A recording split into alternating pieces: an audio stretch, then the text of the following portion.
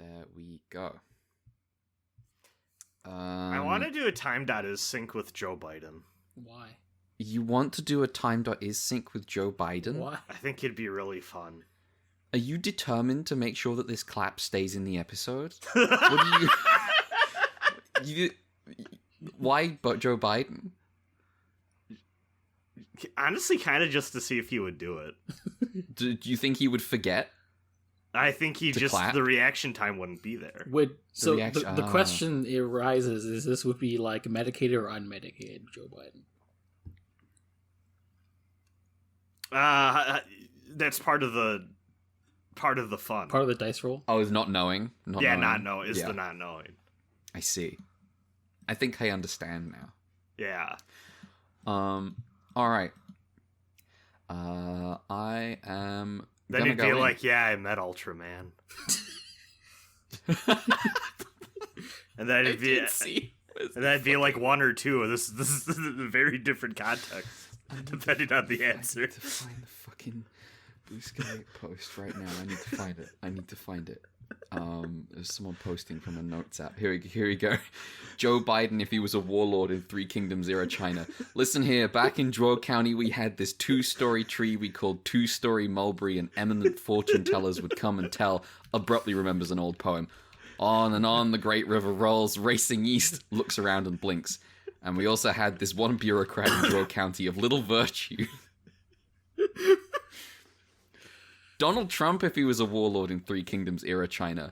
Loser Liu Bei walked into my commandery capital, no army, no mandate, no imperial seal, crying like a eunuch. Oh, Donnie, he says, could he borrow Jing province? Secure some merit first. You can't do that, Liu.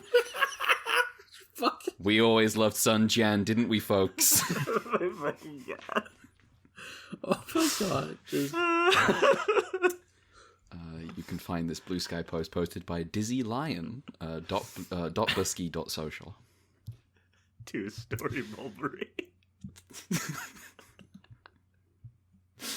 Alright. I am gonna go in.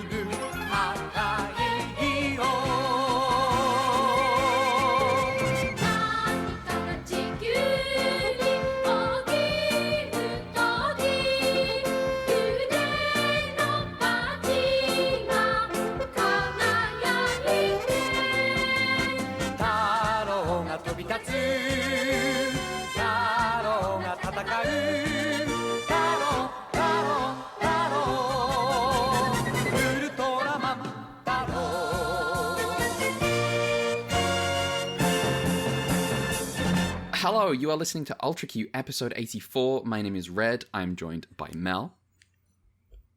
Are you ever just confronted by your narrative foil? I wish. I want to be confronted by my narrative foil. He could, for all you know, he could become swinging off screen. He could. Right now. Also joined by Brad. Mark Wahlberg watching a kaiju attack. Listen, if I was on that attack team, it wouldn't go down like that. Okay. This week we are also joined by Joe Biden. He missed his clap on time.is, so he might, his audio might not actually turn up in this episode, but he is here. So yeah, we got some fucking 3 more episodes of Ultraman Taro that we are going to be covering. Do we make our way by the end of this trio? We have made our way out of the returning kaiju era. Yes, to the point where I had to second guess myself if this was supposed to be the same mushroom guy we've seen before. It is not. It's not the same mushroom guy? Okay. Well, thank God for that, because... I forgot there was another mushroom guy. Well, he was more like weather themed though. Like he caused storms, if I recall. The wet. Oh yeah, it's Veracane. It's Veracane. Yeah, Veracane. That's the one I was thinking. Yeah, but Veracane was distinctly not a mushroom kaiju. I thought he was like supposed to be a mushroom. No, it was more like a jellyfish. I'm looking up Varacane. Oh yeah, this is kind of jellyfish. So although the top you're right. does look a little bit like a. He's got. Hang on, Varacane's got the Bemstar mouth. Is Varacane made from Bemstar? No. Okay. They just like that mouth. They just had a thing for like mouth tummies back then. They did. Yeah. It's shocking somehow that this is maybe the first time that Taro has done it, given its dedication to weird, gross things. Yeah. Oh no, there was a tiny mouth in the first episode. Oh, you're absolutely right. You're absolutely Yeah, right. We got the uncomfortable voice. We did. I can't believe I forgot. That I Taro mean, maybe you immediately just purposefully hit us with that. Yeah, I mean, maybe it was purposeful blocking it up. It's possible. Before we get to Ultraman Taro, we've got our usual shtick. Who would like to go first? Can you tell me? Yeah, go. Can you tell me what the @ of the person who made that tweet was? Oh, it was the. Hang on. I believe I said it into the microphone, but I don't. Hang on, let me find it again. Easy. I'll cut this out. Me looking for it. Here we go. At dizzylion.bsky.social. But it's the screenshot of, I think, like a Tumblr post or something. I don't know. Oh, okay. From New York City Water. Anyway, that is that might make it. I don't know. For now, what have we been up to this week? Who would like to go first? Does anyone have anything they would like to talk about? Yeah. In honor of the recent release of Wind and Truth, the 5th Stormlight Archive book. Well, I think you should go first.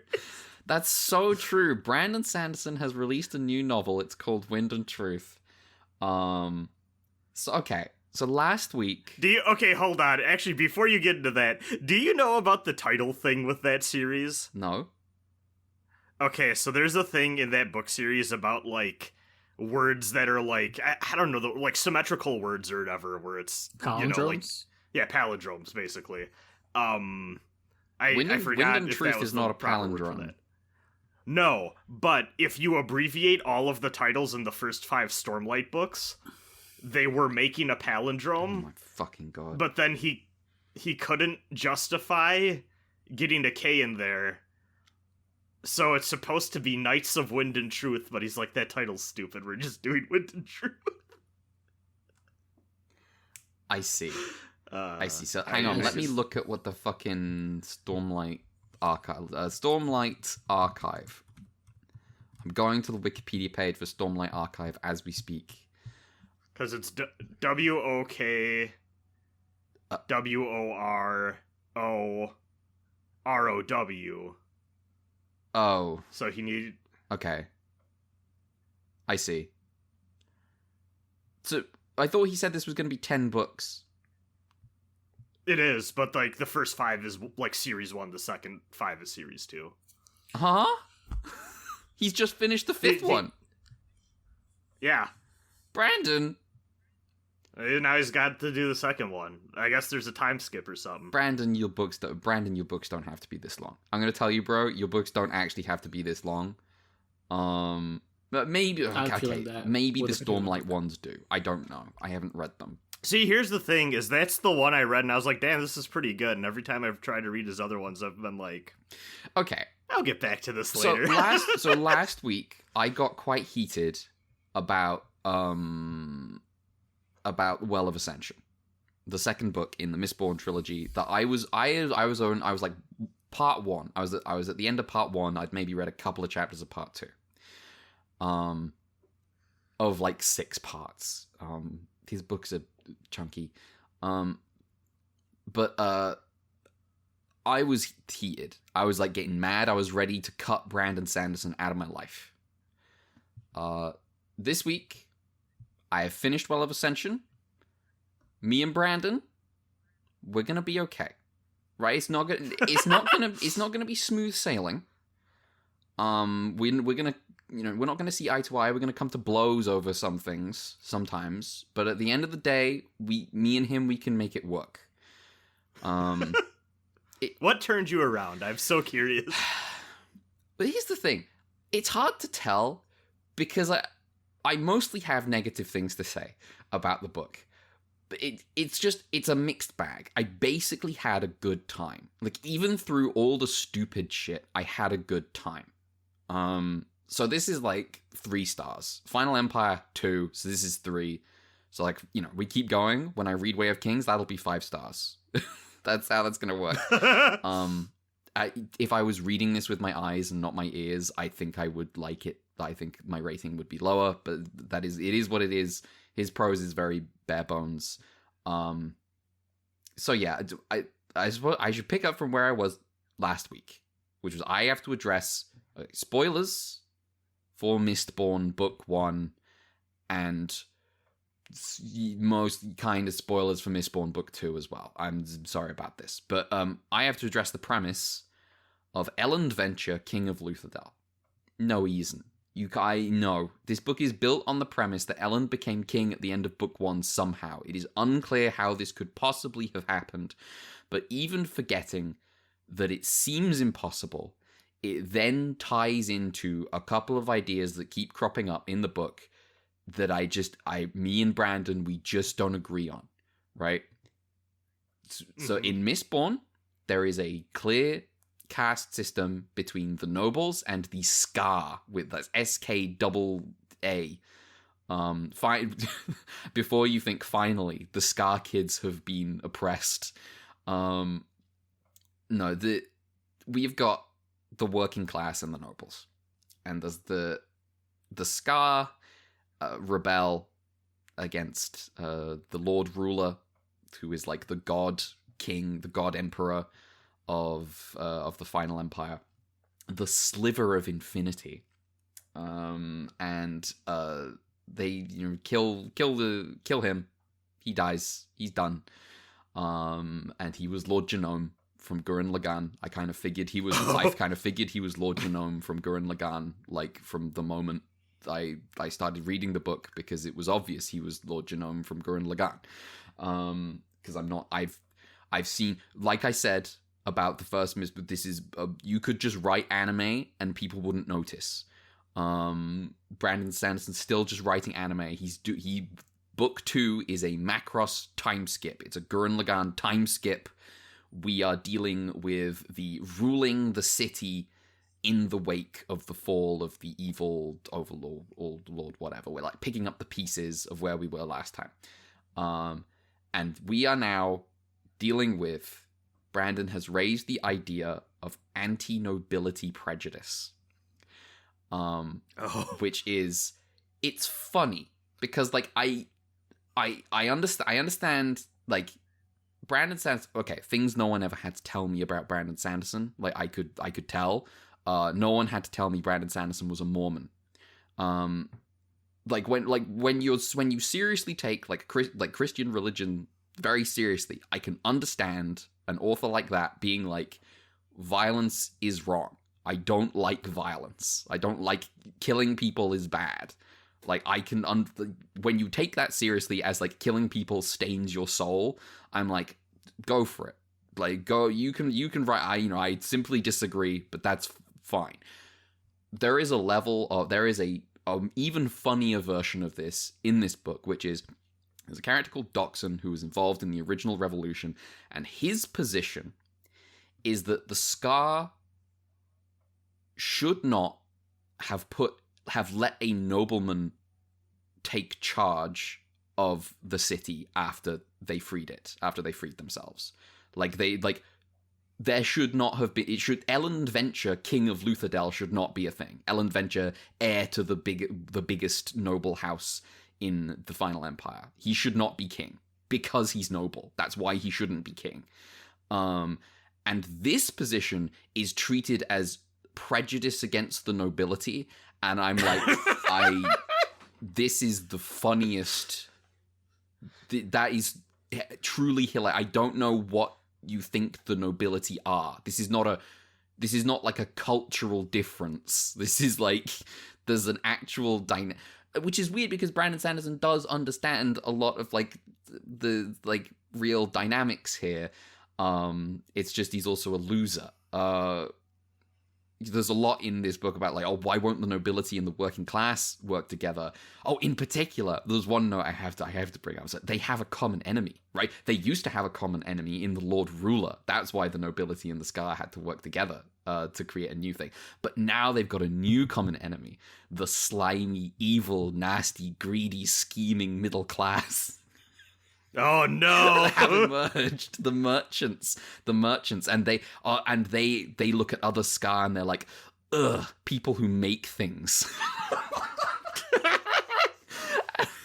As like unlike the nobility. But yeah, this is all naked, just patently ridiculous, and I'm like, I simply have to handle this. Good, but once we get through like the first, like, it's probably like 150 pages or something, in the stretches where we get a little distance from these ideas and from the ridiculous fact that Ellen somehow became king, this becomes a perfectly competent story about the disappointing aftermath of a revolution, like, the difficulties of trying to secure your successes, and you see, like, the emperor has died, and the city in rebellion is now sitting in the middle of the chaos of old houses of nobility becoming warlords, carving up the empire. I just started enjoying myself, like, through the clever and the stupid. There's plenty of both. Brandon has his strengths and weaknesses. Okay. A question that because like I agree with you on the pros, and also like worldview wise also have run into similar, I just do not line up with you on this, I need to work through that. Something else that I feel very hit or miss on him about: when he tries to be funny, do you actually laugh? Oh no, never. Yeah, I struggle with that too with him. No. Okay, what the fuck? Are you back? Yeah. Hello. I had to restart my router? What the fuck? Damn. Well, you're back now. You didn't miss much. Well, actually, no, you missed the bits that you would have found the most hilarious. You'll get to listen to them in the podcast. I will. Yeah, you get to enjoy it as an audience member. I think Mel, of all people, will find that bit the most hilarious. Damn. So yeah, I rarely find his comedy funny. He is much more often funny by accident. For instance, romance. So, okay. I think I've said this on this podcast before. I've told the story about how I discovered that romance is probably my favorite genre. I just haven't looked into it enough. Is because I watched Macross, Super Dimension Fortress Macross, and I got to the time skip. I was like, this is a great show. And then past the time skip, I hated what they did with the love triangle so much that I was immediately like, I don't care about any of these fucking robots or anything. I don't care about this. I cared about the love triangle. My friend group had a extremely similar reaction when we all sat down to watch Macross. Lol. To the point that they were like, yeah, fuck that TV show, and they're all in on, do you remember? I'm enjoying... Yeah, the post-time episodes are not. I am enjoying Macross 7 so far.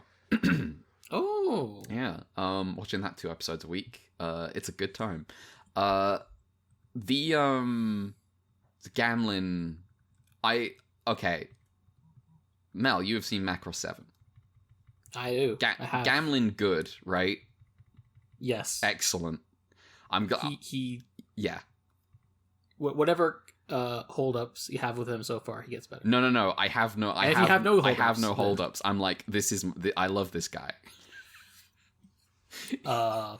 Yeah, everyone in the show is just good. Good.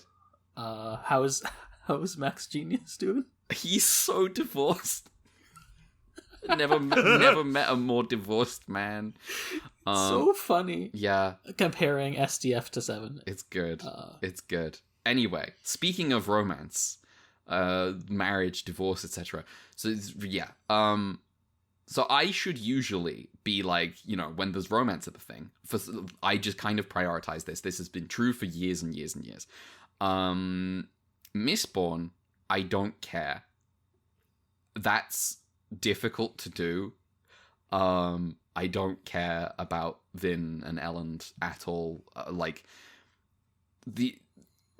There is there is another aspect of I have to talk about Zane. So a new character gets introduced, romantic rival for Elend, called Zane, who is the dangerous bad boy I can fix him boyfriend.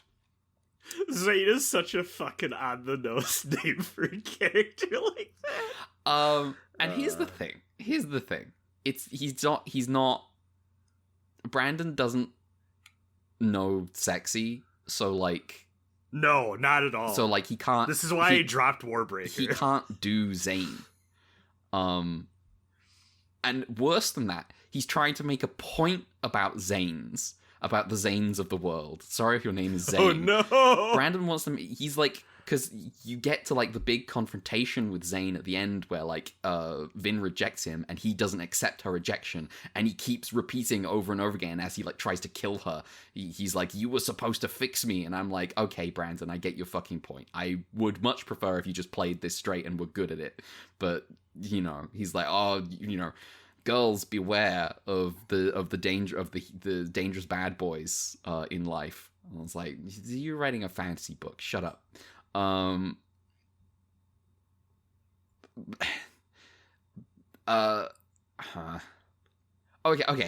I don't want to talk forever about Well of Ascension. So as a general summary of my experience with Well of Ascension broadly, I'm just going to quickly go over the Kandra. Kandra. I didn't know how that was spelled. I was listening to this book. At the end of book 1, Vin essentially inherits a slave. She inherits the contract for a Kandra servant. Kandra contract. You get it. That's all the names. That's all the names. Kandra can eat a dead body and take the form and manner of that person. That's what the Kandra are. And through her conversations with her slave, Vin and us, we get a broad picture of the Kandra, who they are, where they came from, how their body hopping works, what the contract is, how that works, why it exists, what the Kandra get out of the contract, and also their hopes for the future, for a world without the contract, and how they imagine that world to come about. And then, there's little hints at the ways this... They're can we imagine a world without the common law system? So they imagine a world, because they're humanity are our enemies, because of allomancy, they can hunt, they can root us out, hunt us down. They're scared of us. They don't like us. Because we need their we need bones of dead creatures to inhabit. And we were created by the Lord Ruler to do something, and so presumably there's enmity there, and so they're living in fear, in hiding, and with the contract, where they contract with humans to do things, and that's how they justify their own existence to humanity or whatever. And they imagine a future where humanity, they imagine a future without humanity, and Vin is so you hope for a future where you kill all of us, and her Kandra is we aren't going to have to do that for you. You're gonna kill each other. You're gonna kill yourselves out, and then we're gonna inherit the earth. That's their belief, religious belief. And all of this, I found very engaging, because it really shows off Brandon's strengths, his attention to detail, combined with he's clearly determined to be a little more inventive than doing Tolkien, right? He doesn't want to be accused of just doing orcs and elves. So he wants to be inventive with what a non-human fantasy society can be, what their relationship with humanity can be. And There are moments where the Kandra are very amusingly human, but it's mostly, I'm like, this is like very convincing, compelling stuff. I'm like good job, Brandon. I think the Kandra are a great pitch for Brandon Sanderson as a fantasy author. But all of this is entangled into Vin's arc of becoming the world's first nice slave owner. She starts out thinking like, oh, my slave is rude and hostile to me. Yeah. Is this just Sugar Apple Fairy? No, it's like, it's a little different. Sugar Apple Fairy Tale had like a little bit of sauce. This one doesn't. Just wait. Like, she's like, oh, my slave is like mean to me. Like, he's eventually, over like long conversations with each other, they come to she makes him take a dog's body, and he's like, this is demeaning. This is offensive to me to have to inhabit a dog instead of a human being. And she's like, why are you a bitch about this? Basically. Damn. And but like over time they come to understand each other a little bit, and then the conclusion of this arc is that he was a traitor. He was not her Kandra. He was a different Kandra that had taken the form of her Kandra. This has been a whole book-long like plot thread. But she was such a good slave owner that her ex-slave defies his true master and bends the rules of the inviolable sacred contract, the pillar of Kandra society, to save Vin's life. And I'm like, so being her, like, magic powers, nothing, right, compared to this. The question, like, these books are all about the questions of, like, various forms and sources of, like, political power and, their legitimacy, and is it right to, like, rule over people? That questioning swept away as Brandon writes just this ultimate gross power fantasy where the triumphant step towards trust between human and Kandra is a Kandra breaks all his personal codes to give his best master a slave could ask for a hint, which leads her to discover a method of enslavement more direct than the contract, where she can puppet his body with her magic in the manner of the old allomancers who drove the Kandra into hiding in the first place. And knowing all of this, Vin then uses this power to save her own life without hesitation. And I'm like, I can see how Brandon gets here, because this is exactly the type of thing you come up with when you prioritize the mechanics of the plot over everything else, right? Is you come up with this cool link between two characters of like a team attack to demonstrate their cooperation, but you do not step back and think like, what does this mean, right? Like, you only think, oh, it resolves a conflict. It ties up a couple of plot threads. It's a cool reveal. Like, all meaning is set aside because the guy called Chekhov said something about a gun once. His stuff can get very, shonen hidden technique like that in ways that can be very grating. Yeah. This, plot focus is, the same fundamental problem that made me really mad at the ending of Final Empire, because it felt like it was running down a checklist of beats it had to hit. Brandon, this is the thing. Damn, it'd be crazy if a book did that. Oh, no. We're gonna get to Magic's price in a minute. Yeah, okay, we're gonna find out what the price of Magic is. Me and Brandon, we're gonna be okay. But Brandon, this is the thing he needs to work on, right? He is who he is. His beliefs are his beliefs. But I need him to grow beyond this, rules of writing type of thing. Things no one ever had to tell me about Brandon Sanderson. Number 2, no one had to tell me Brandon Sanderson teaches a creative writing class. I knew, I could tell.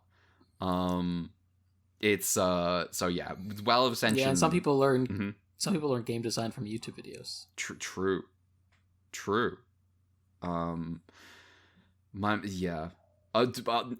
Things number 3, no one had to tell me about Brandon Sanderson. No one had to tell me he plays video games. Also very obvious from his books. Anyway, that's Well of Ascension. It's okay. It's better. I think it might just be the consequence of being like the middle chapter, the middle book is just inherently there's less like he can't just resolve everything at the end of it.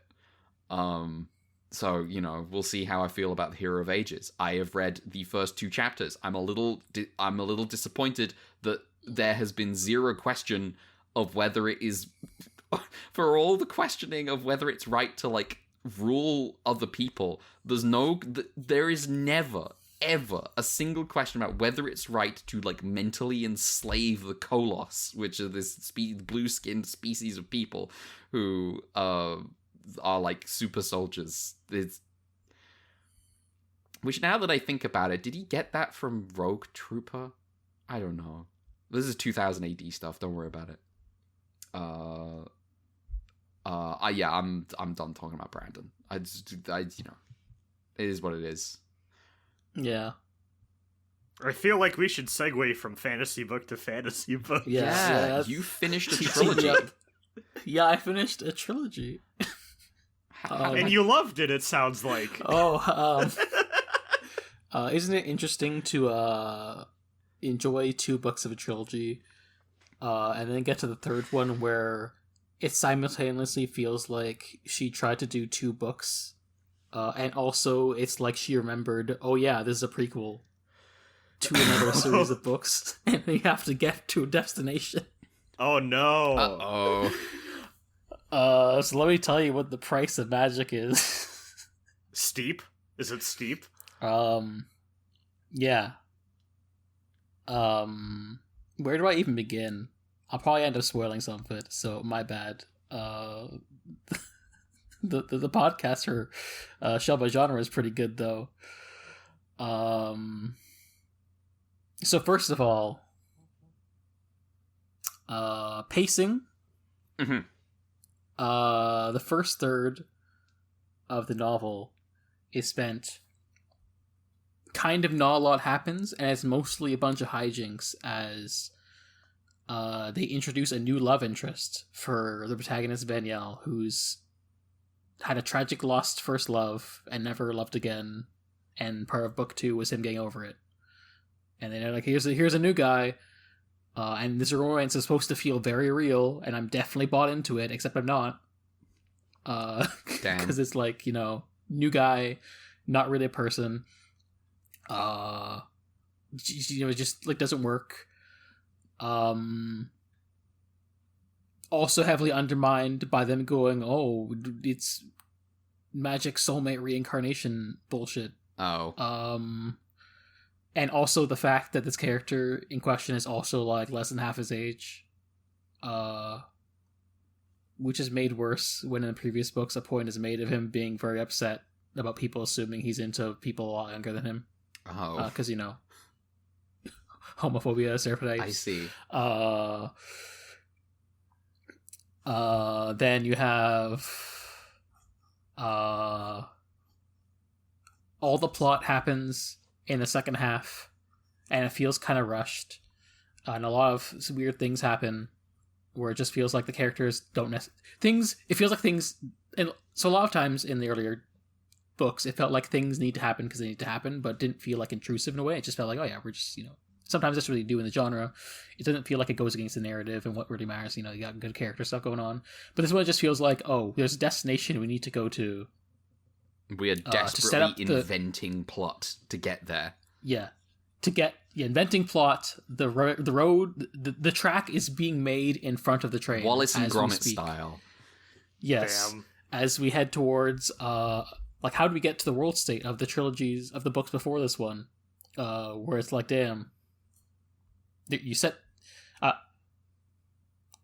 it's not something I really thought about much, but it's picked up in the Shell by Genre. The main character does just create a magical panopticon. That's the thing. And there's a bunch of stuff where it just feels like, maybe the characters aren't acting in character in order to let things happen. Like the final boss is kind of introduced, like it's like, oh, it's the guy from the first book foreshadowed, but also it's kind of like everything about it's already set up like in the last chapter. When you say first book, do you mean of like the thing this is a prequel to, or the first book of the prequel series? Magic's Promise. Pawn, Okay. the first one, yeah. Is one called Magic's Promise? Did I just make that up? Promise is the second one. Oh, okay. And this one is Cure. Price. Yeah. How the fuck did I get Cure? Whatever. But yeah, there's a whole bunch of stuff just like, oh, here we're just introducing a thing. There's like a weird aside of like, hey, we're a magic race of wolves who have healing hot springs that need you to recuperate before the final battle. And they're like, in the second last that's chapter. convenient. It's like a fucking room outside a JRPG boss. Yeah. There's also it's the last Herald Mage trilogy. So a lot, as you expect, a lot of bad things happen to the Herald Mages. Yeah. Which we begin sense that they've been dropping off and it's been declining for some time, and we're only now starting to see why. But I don't think the book addresses the stakes as well as it could have, because it sounds like, okay, they're the decline, but we still got, the dwindling. It's dire, but we still got a fair number of them, probably in the double digits, right? And then you find out what the actual situation is in a way that doesn't seem to be reflected in how the characters actually talk to each other, where in like 2/3 of the way through the book, one of the Herald Mages, major character, very important dear person to Vaniel, major character of the trilogy, is killed after a conversation where she's like, I think I'm gonna die next. And he's like, nah, don't worry about it. It's fine, probably. And then she dies immediately. And then, he breaks down, has a cry, and collects himself. And then he says to himself, and I shit you not, damn, I guess this means I'm the last Herald Mage. Let's go! Yes! And then it's just like, what do you mean? There was like 4 of you in this entire book. This was not conveyed at all in how any of you were talking to each other. Nothing about, I'm gonna die next, conveyed, by the way, we're the last 2. Oh, man. That's incredible. That's fiction, baby. Yeah. Enjoy, It's like we're being stalked by some sort of phantom menace.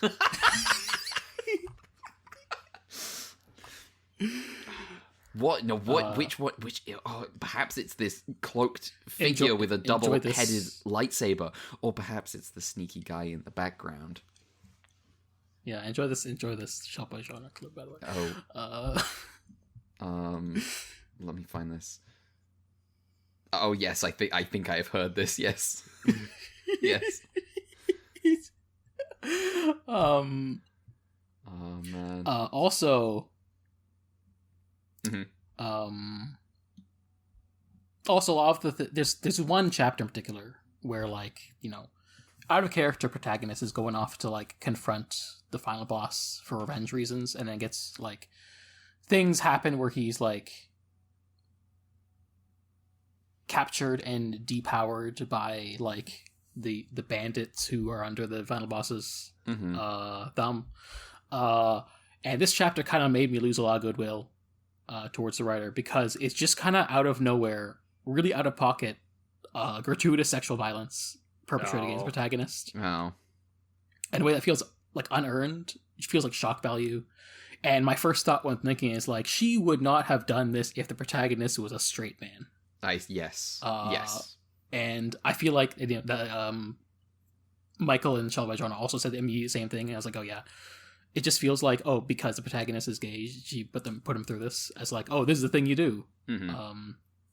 And it's like, it's more graphic and gratuitous than you expect, and with like some more like real twist and knife details, and go like, you didn't have to go do that, especially when compared to other like actual tender sexual romantic moments. It's always like fade to black before the thing happens, and like allusions and teasings, rather than and like, this is explicit. Yeah.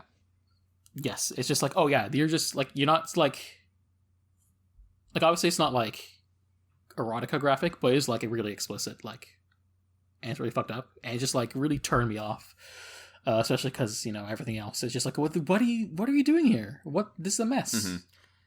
Always with the makers, and yeah, they can't be trusted with Mesoforte coming soon. God, I should watch Kite. I should watch Mesoforte.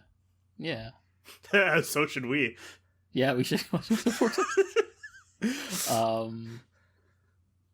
Yeah, watch Kite for next week as homework, and then we'll figure out Mr. Forte. Okay. Make sure you watch it at like 11:20 a.m. though. I think that's ideal.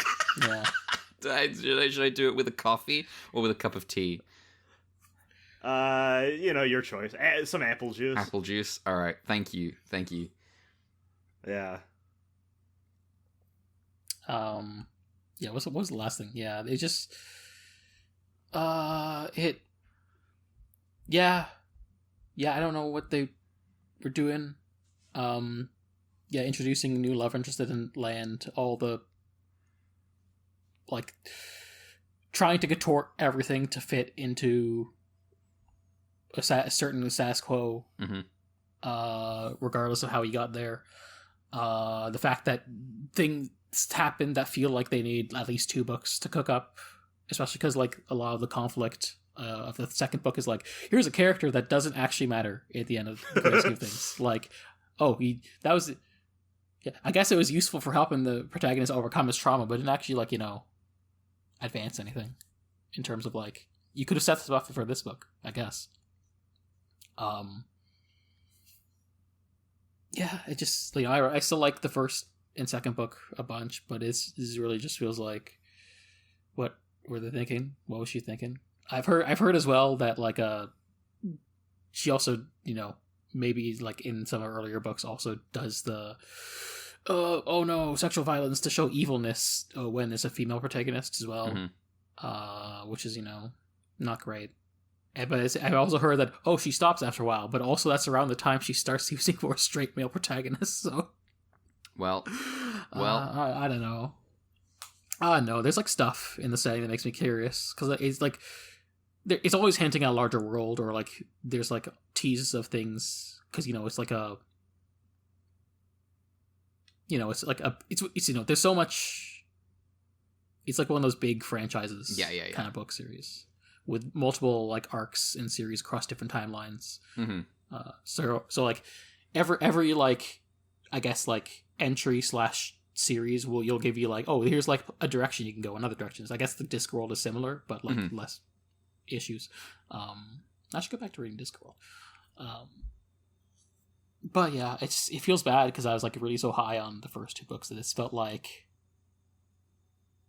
why'd you do this? Damn. Yeah. Just That's recapped everything. Because you were really high. Yeah, I really the like first 2. You were like, this this could possibly be the best thing I've read for along with Shelved by Genre, which is Yes. And I still kind of feel that way about like the first 2 books, but like I can't really say that about the season as a whole. Yeah. Rip. It's kind of hard to say because like I don't know.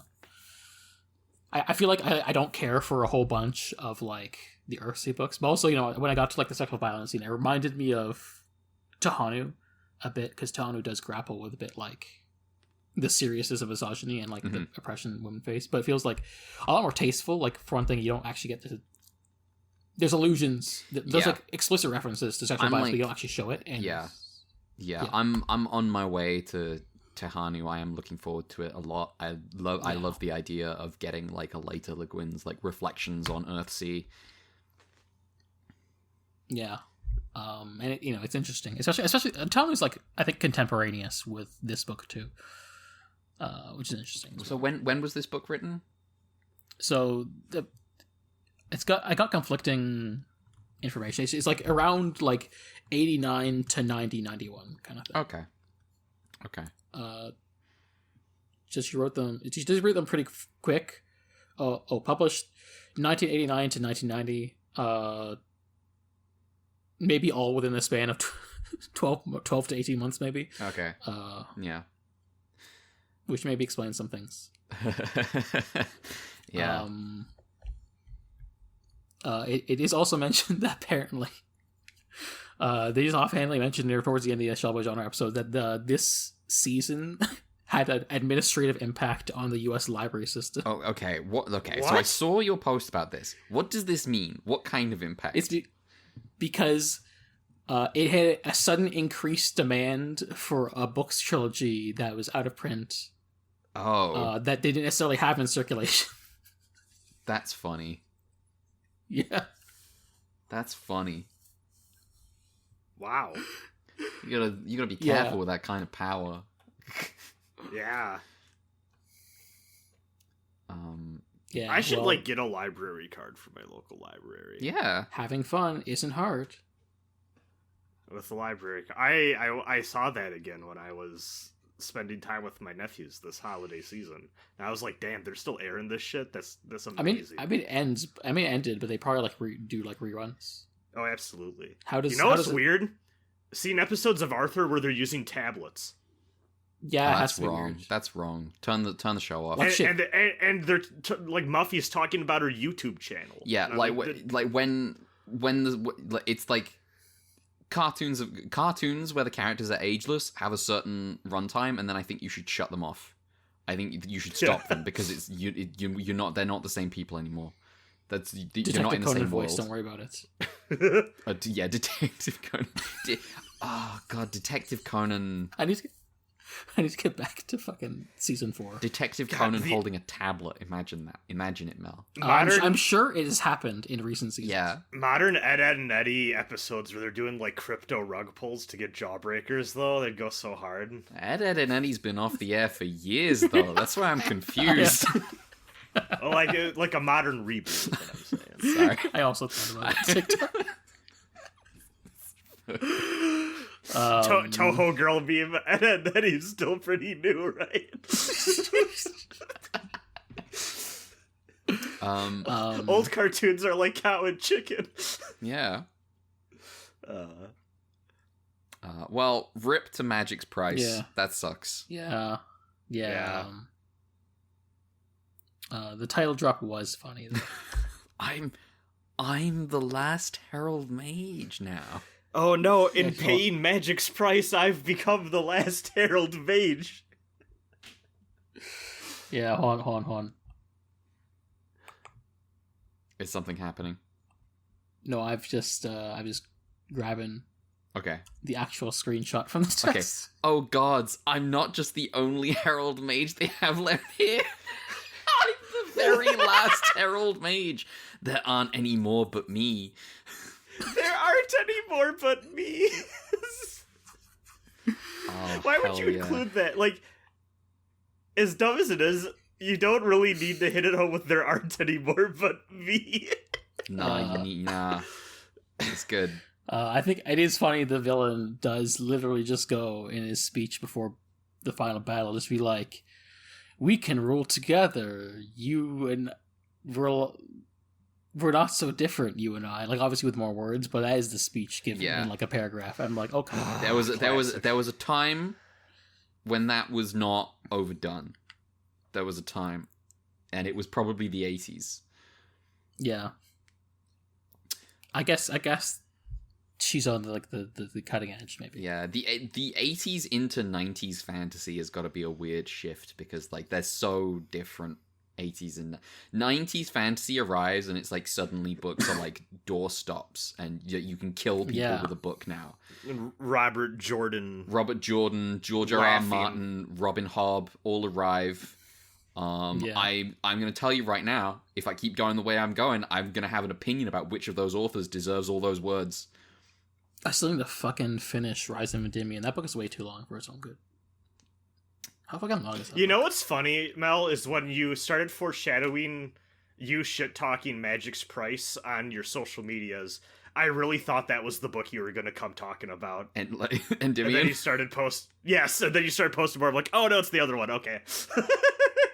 No, I'm still fucking... That book is fucking 1,000 pages, according to this PDF I have. Jesus Christ.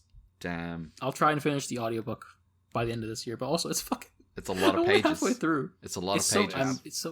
I just listen to audiobook passively. It's crazy. I'll save my fangs for that book later. Nice. But yeah, for now, I am just off of this Show by Genre season. Looking forward to the next one. Johnny Mnemonic. Yeah, Burning Chrome. Yeah. But I assume they're starting with Burning Chrome, or are they starting with Neuromancer? Yeah, they're starting with the Burning Chrome collection. Okay. Exploring the cyberpunk genre. Surely this time I will read along. Yeah. cyberpunk So here- genre. Yeah. Expect racism, but also maybe good books. Yeah. It'll be exciting to explore the cyberpunk genre and its foundations. Speaking of, I saw a movie last Sunday. Ooh. Oh, yes. I saw this. Yes. Yeah. So, for context, this movie I'd been wanting to see for some time. It seems to have weirdly Evaded you? intersected with both with the upcoming Show by Genre season, and also in an indirect way, fits in nicely in sort of like, I guess, an interlude in my accidental Verhoeven dystopian sci-fi movie viewing. Yeah. Which is to say, I have watched Blade Runner. That is Yeah. a good movie. Yeah, it is pretty cool. 1982, which means it predates Neuromancer. Yes. Which is interesting to think about as sort of like,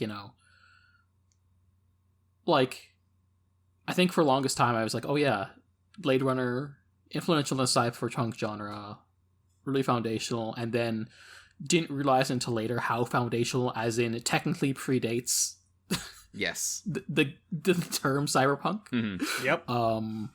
Which is really interesting. I also have a weird relationship with this movie a bit, because it's like, sometimes when you would say like, hey, you want to hang out with your friends IRL, you're like, oh, let's just go see a movie, and you just go see what's playing and go see what's in theaters. So I saw Blade Runner 2049 in theaters without having seen this movie. I see. That's so wild very to me. funny. I still have not seen that movie, but I don't really care about it. So. I remember liking it at the time, but I don't know if I care about it now. But I also don't care enough to see. I still honestly I go back and forth a lot which one I like more still, Yeah. which I'm surprised by, but also I feel like I'm more of a Villeneuve person than either of you two are. Yeah. So. Yeah, so obviously, like, classic sci-fi, influential, important movie. Also, I do have a soft spot for, Harrison Ford. Mm-hmm. Despite my well-established feelings on Star Wars, I do think Han Solo is cool. Han Solo. I see. Also, I'm a big fan of the Indiana Jones duology. The Raiders of the Lost Ark and The Last Crusade. Yeah, they're great Yeah, movies. the one he made when he was the two he made when he was happily married. Yeah, the two Indiana Jones movies. Those ones. Yeah. So yeah. First of all, my first thoughts watching this movie are, holy shit, those practical effects, those miniatures. Oh, it Yeah. goes The crazy, fucking dude. ziggurat. That's I was just like, holy crazy. shit. Yeah. Especially doing this podcast. It was kind of just like, holy shit, this is amazing. And yeah, I do feel like there's a degree to which I both really enjoyed it. I thought it was pretty cool, but also I think a lot of the way people hype it up. I think I was expecting more of an introspective experience, I thought. Mm-hmm. But also maybe it's one of those things where I need to like, maybe I'll be on rewatch, but also could just be a thing of like, the people you might have be, already talked. Yeah, you might be running into a thing where people have talked about this like it's like really heady, super introspective, like Yes. too difficult to understand type of thing. And also like I've been introduced to the themes for years before actually Mhm. engaging with it. Yeah. And also like things, I've also introduced stuff that have already done those things. Mhm. Yeah, like coming at the thing that is like really hardcore on like what if the robots looked like people now is it's hard for that to have that same impact or novelty. and so like obviously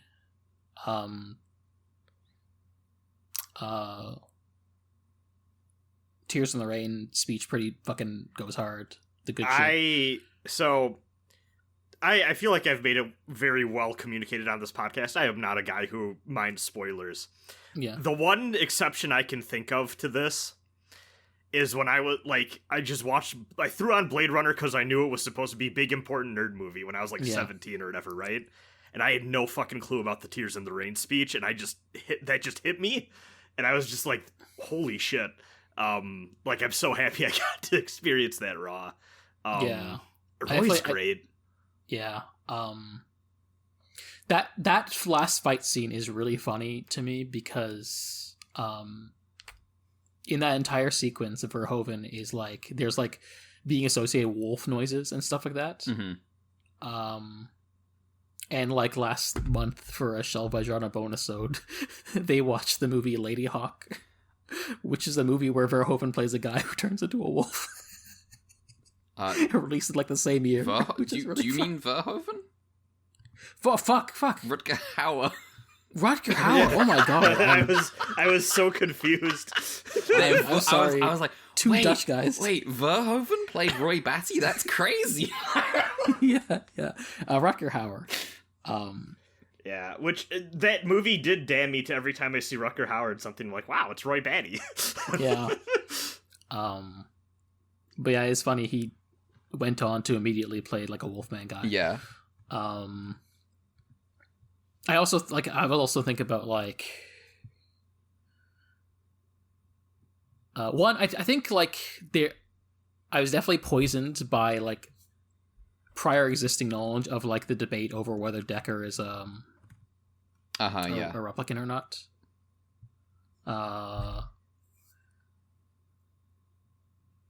And it's just sort of one of those things where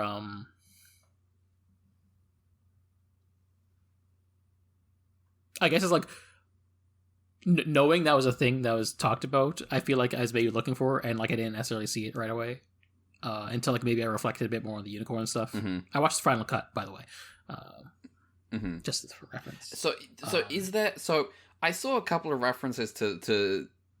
So I know about, obviously, Aragorn kicking the helmet. Everyone knows about theatrical versus director's cut.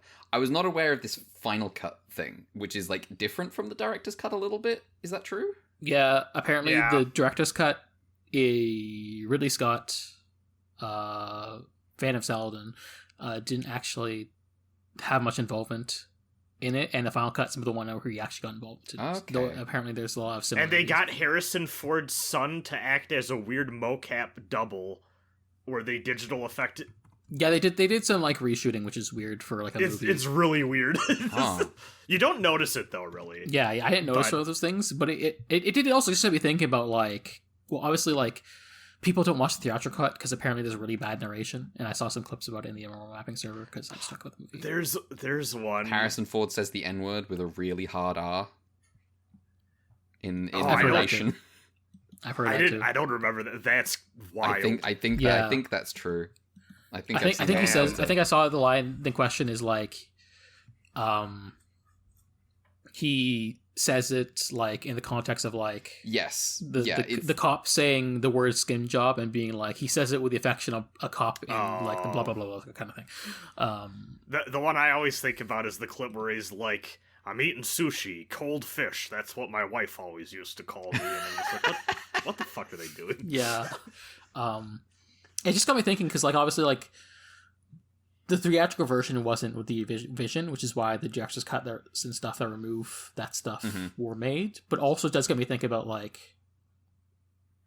what it means for a piece of art to have different versions that are just so totally different. At what point are they just different movies, kind of thing? Mm. Yeah, I'm not a film person, but I just think that's interesting to think about, especially because it's what stuff is being inserted and changed. Because I heard the director's cut and the final cut are the ones that introduced the unicorn memory thing. Yes, the unicorn, yeah. But yeah. But also I don't know if the theatrical cut had the unicorn origami at the end of the movie. In which case I don't think it does. But also was that a new footage, or was that footage they had that just never made it to the theatrical cut? What stuff is stuff that was meant to be in the original version but didn't make it in the theatrical cut that they added back in because that was the initial intent and sort of that sort of stuff. And I don't know, it's interesting to think about at what point are you just changing the movie entirely because you're well, I actually wanted it to be this way. even if like the end product's still better. Mm-hmm. It's interesting. It is fun. It is funny to dwell on this after you have said, obviously, I'm not getting involved in Star Wars. I did. I think it's like a couple of months ago now. I watched the first of the despecialized versions of the Star Wars movies. That was great. Yes. Yeah. I think maybe once I saw. Like I think I've only ever seen the theatrical cuts of the original versions of those movies, but once on TV I did see like a version of, like, just for a moment. Like I wasn't actually like actively watching it. I just happened to see for like a moment a version of A New Hope where suddenly Jabba the Hutt's there, and like that. That's not. He doesn't turn up. He's not there. Yeah, he turns up for a scene where Han Solo says the exact same thing that he said to Greedo, and it's like, well, this is clearly one of these scenes was supposed to get cut. Going back to... I'm pretty sure it's that scene. Going back to my efforts to learn Huttese that we've discussed in this podcast. This isn't real. Not really. This isn't real. It's not real. Please. But yeah, there is, I believe it's from that scene, there's a line where Jabba, when he's confronting Han, goes, Han Mabuki. And me and my friends always used to say that when we were playing like Star Wars Battlefront. Han Mabuki Givas. See, I've committed to the bit now. I need to learn Huttese. I don't think this is a real language. Did you just say give us? Yes. It means friend when the moon is up. Yeah. For some reason, whenever I think about Brad's impression of Huttese, I just insert Givas into it because I just think of the fucking Givas monologue. Givas Mabuki. So yeah, Blade Runner. Blade Runner definitely a movie that you can take different things away from it on like different watches. Yeah. Like I'm also thinking of like there's like the labor point of view with the replicants as like slaves. Mm-hmm. Yeah.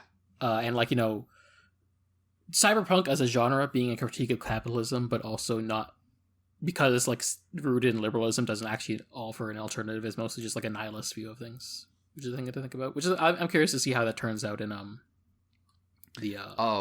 mean those in Neuromancer and stuff. Those books are definitely, I would describe as having like ultimately being about like characters living in a world rather than being about like those aren't books about like efforts to make the world better necessarily. Yeah, I feel like I never got the impression from cyberpunk works that I've experienced that like that the world could be better is a thing ever actually sought. I think the only cyberpunk I have seen that takes the position that the world can be better is the really bleak but realistic view of how to make the world better at the end of the Psychopaths movie. I wouldn't say this is making the world better, but sometimes you can say fuck them real good. I do recommend, if you have not seen it yet, Blackout 2022, which is one of the 3 Blade Runner 2049 shorts that they released. And it's done by the Cowboy Bebop guy, and it's genuinely probably actually my favorite bit of Blade Runner storytelling. It's very good. I should point out that as like around the time I finished reading the movie, I was like curious. I was like looking up Blade Runner related podcasts and discovered that there was like a podcast that was started in 2017 specifically about Blade Runner that somehow still has monthly episodes going. I'm like, how do you do that? That's hilarious. Even if you consider the weird novel sequels that are horseshit that they made, I don't think there's enough. I'm just like, how do you have blood from a stone to make? I'm going to make a podcast about this specific movie / IP, and I guess like at the time they were making it in the context of 2049 coming out, but still, it's like now still. Yeah, that's ridiculous. Come on, get a life. I would like it noted just now. I think I was just running down a Rutger Hauer hole, and I've just found that there's a Dutch television broadcaster, public service broadcaster called NTR. So I just thought I'd let everyone know about that. Thank you for your time. Netherlands TV and radio. Entirely possible. That sounds reasonable. Yeah, it's probably that, but in Dutch. So Yeah. What, like how fucking... I found out what the French call NATO.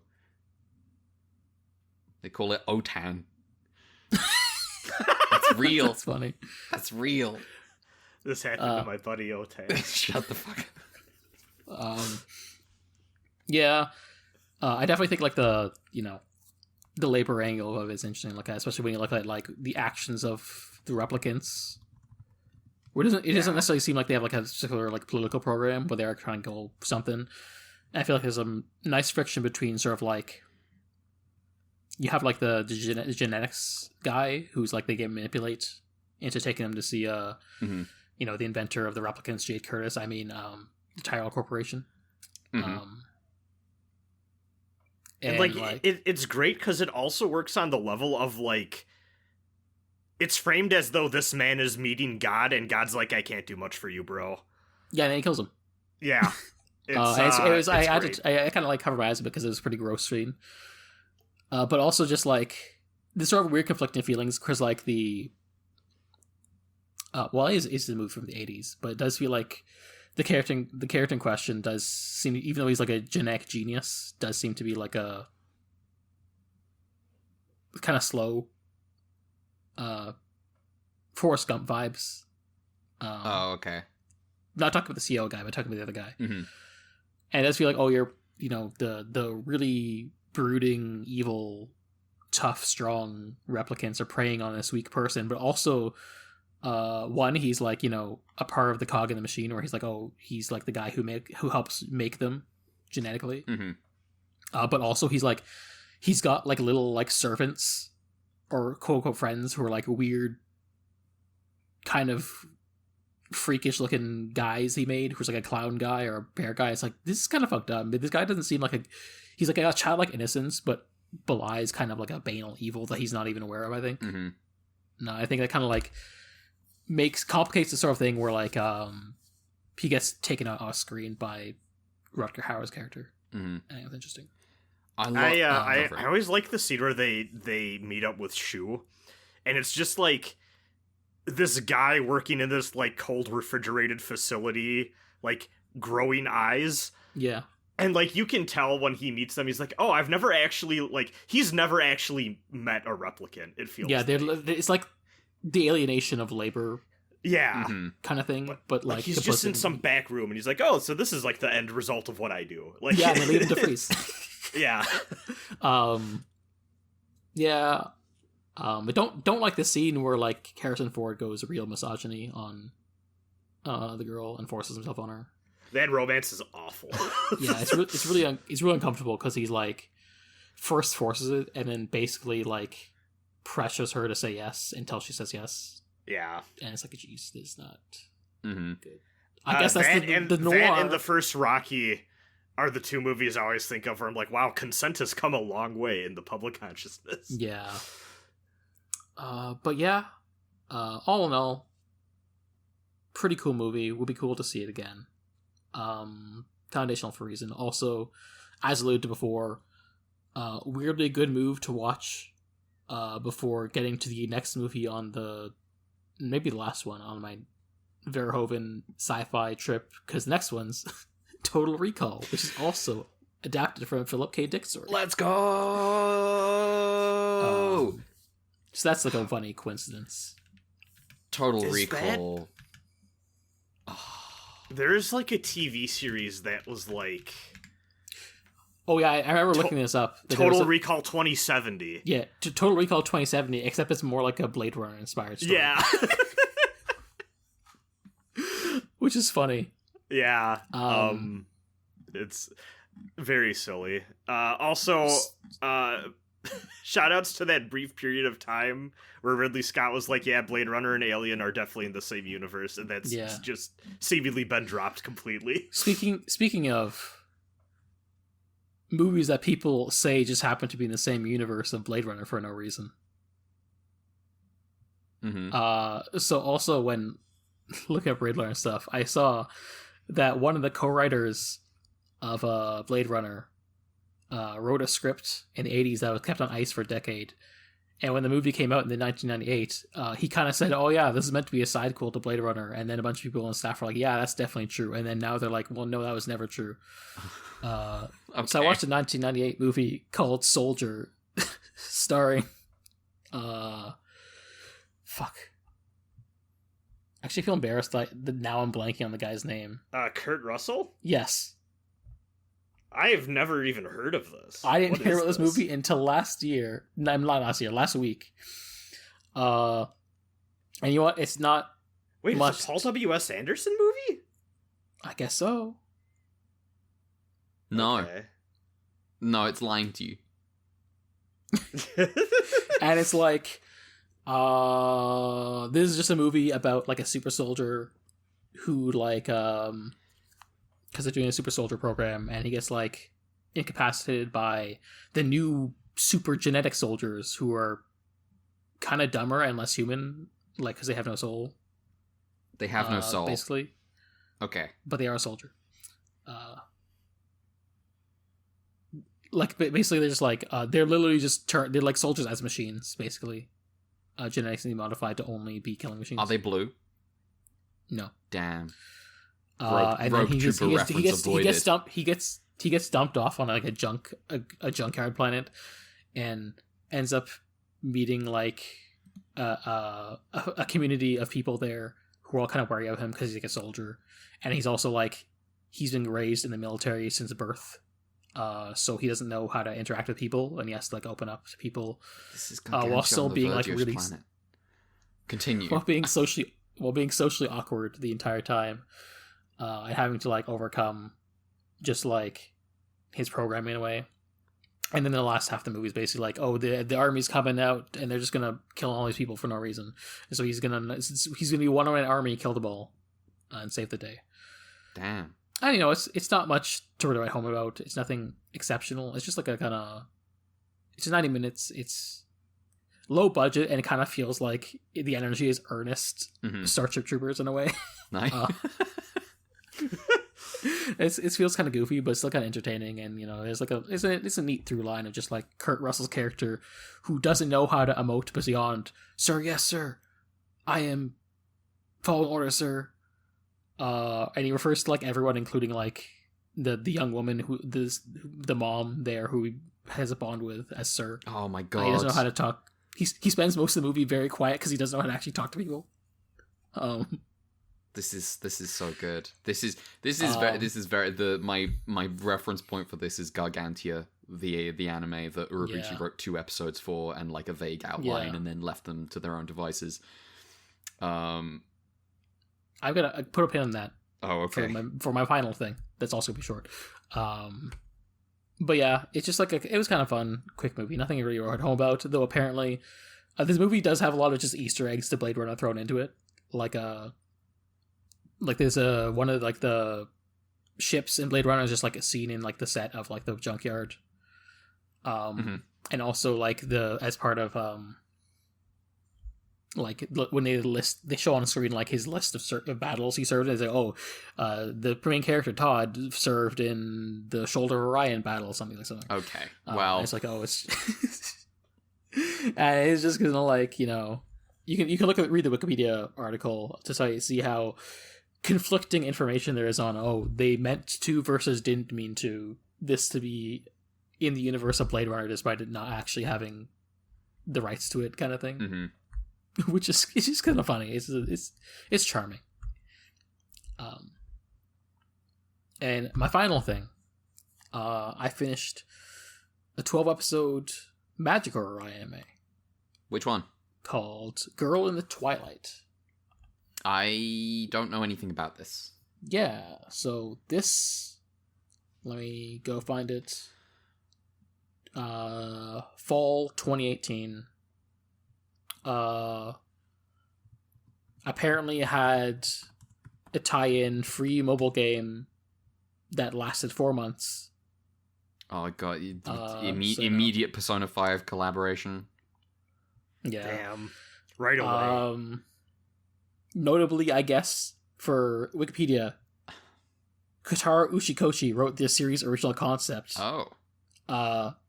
He's not like doesn't seem to actually have written it. He does seem to have been on napkin duty, but I would the thing I'd like to point out is when I Google Girl in the Twilight, I get a couple of screenshots of Girl in the Twilight. I mostly get like Kristen what's her face? Stewart. Oh. You know, I also get that. Hey, yeah, that's the girl in the Twilight. That's the girl in the that's the girl in the Twilight. You know the one. Yeah, and it's basically it's about this girl named Asuka who is really chipper despite the fact that when she was young her brother just disappeared one day. And she's sort of like in this weird in this club that's like a radio hobbyist clubs where they try and like connect to parallel universes by connecting to different radio frequencies. And at first it's all fun and games until eventually that actually happens. And then they meet like a more serious war veteran grizzled Asuka magical girl who's like, you shouldn't be getting involved in things you don't understand, blah blah blah. And then there's like the first half of the show is basically a bunch of arcs where three of the friends, Nana, Chloe, and Mia are like the three in question, each have their own 2-episode arc where they go to a specific parallel universe, and there's like they all have fun themings. Like Mia is like a soft-spoken girl who wishes she could be like a more like forceful and like stronger, like she like idolizes like heroes and stuff, and so they end up in a Western style universe where she's playing like the deputy and has to save the day. And there's a couple fun arcs like that, and like they all sort of like end up getting magical powers based on the universe they're from. So Mia gets like a cowgirl power up, and they transform using cassette tape players, which is fun. But the main sort of like by the end of the second half is like the main conflict seems to be around like resolving the entity called the Twilight, which seems to be trying to like assimilate all the universes. And it revolves around like sort of like Asuka, and also a relationship with the fifth girl, Yu, who is like a glasses girl with like who's the A student, her childhood friend, and also for some reason also has a parallel version of her around, who transforms like a CD player, and like she's 30. This parallel version, and it's sort of like kind of culminates in sort of like Asuka confronting sort of like her own feelings about things in her life and the mask she's been wearing. And it's pretty alright. And it's fun. It's not like an amazing show. Probably a good 7 out of 10 seasonal anime tier. But I think it's kind of neat. Just like a different take on the genre. It does feel like one of those things where it's like it would have been neat to get like a longer version of this that wasn't necessarily like a tie-in to a game that was doomed. But yeah, you know, I think it's kind of neat. I don't think the magical girl designs are that good. They're kind of like weirdly designed and also have like are using CG to animate the fight scenes. But rip. But it's just kind of neat as like a interesting take on the genre, I think. And it was a neat watch. I'm glad I watched it. Nice. All right. Is that you? I am done. Brad, did you have anything at all? Yes, actually. Oh, okay. I was expecting no. I thought you said no. Okay, go for it. No, I have some stuff. It's just not a ton. Okay. Because I've mostly just been sitting on my ass watching YouTube. But you know, yesterday, me and my friend Jake. Seems so far away. Yeah, me and my friend Jake streamed the Tekken 8 DLC Unforgotten Echoes, which is the little new bit of story that they added to explain why Heihachi Mishima did not die after getting thrown into a volcano at the end of Tekken 7. Heihachi Mishima, who did not die. Yeah, Raven's gonna keep saying it though. He's gonna keep saying Heihachi Mishima is dead, and he's just don't trust him. Nobody's ever been more wrong.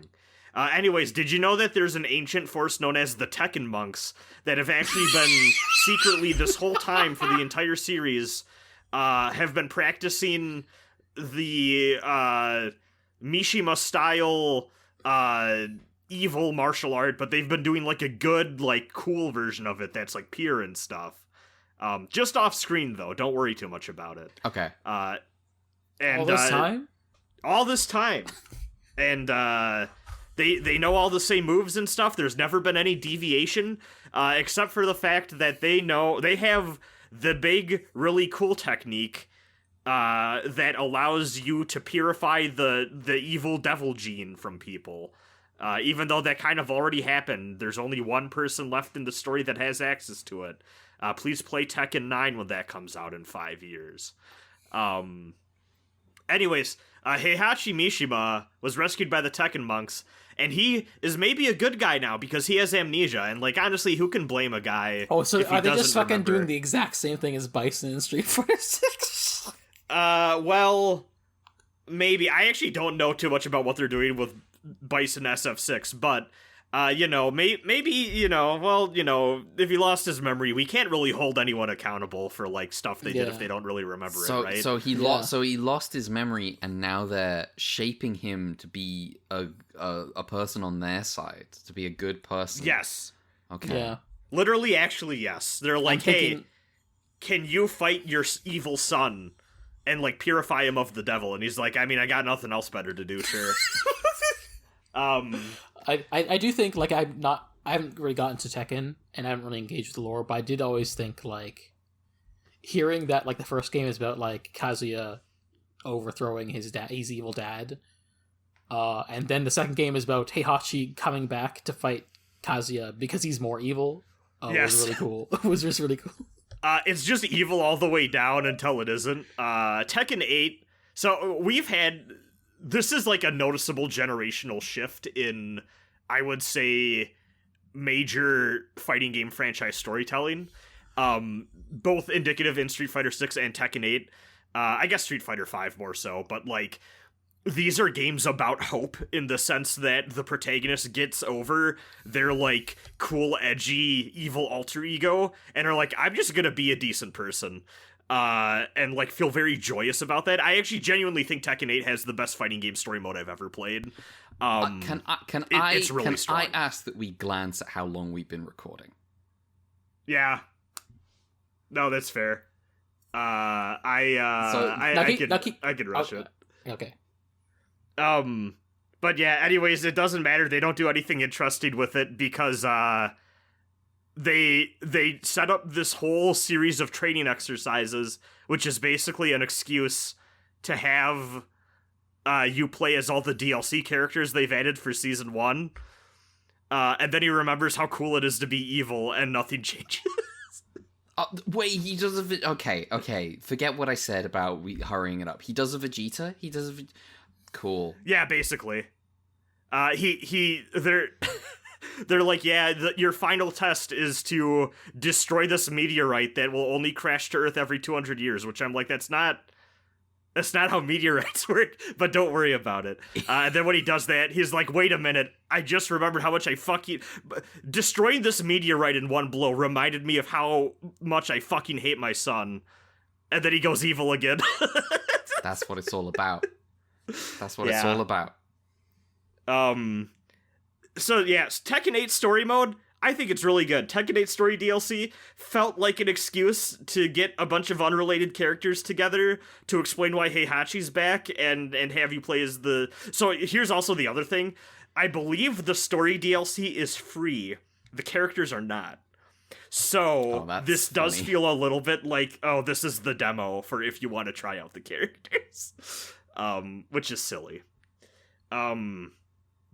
So yeah, that was something. You can go watch me and Jake stream that at my YouTube channel, Be Invoked, as well as me played some Tekken 8 ranked match. The other thing I did, you know what, actually, I'll save Ideon until I've watched Be Invoked again. The one thing I will say is, I've watched Ideon 3 times in my life now, I believe. I believe it's 3 times. Both rewatches, I always get to that final episode, and then I remember, oh wait, no, that actually happens in Be Invoked. Never mind. Yeah. Still like that ending. But I'll save that for next week after I watch Be Invoked again. The final episode is pretty funny. It is pretty funny. Thanks, it's the Shoujo. most canceled, fuck, we gotta wrap this shit up thing of all time. Very powerful for what it is, but, holy fuck, where do they try to squeeze everything in? It's great. It's just funny. It's like, yeah, we just ended 1 minute before the end of the show. Yeah. What happens after this? Oh, I don't know. Go watch the The one thing I will talk about beyond this is I did start Muv Luv Alternative. And I'm buckled in, I'm ready for a wild ride. I genuinely can't talk too much about this because, like, core to the premise of Alternative, I do feel, is, like, knowledge of the other two games. Like, Okay. this is the third part of a trilogy.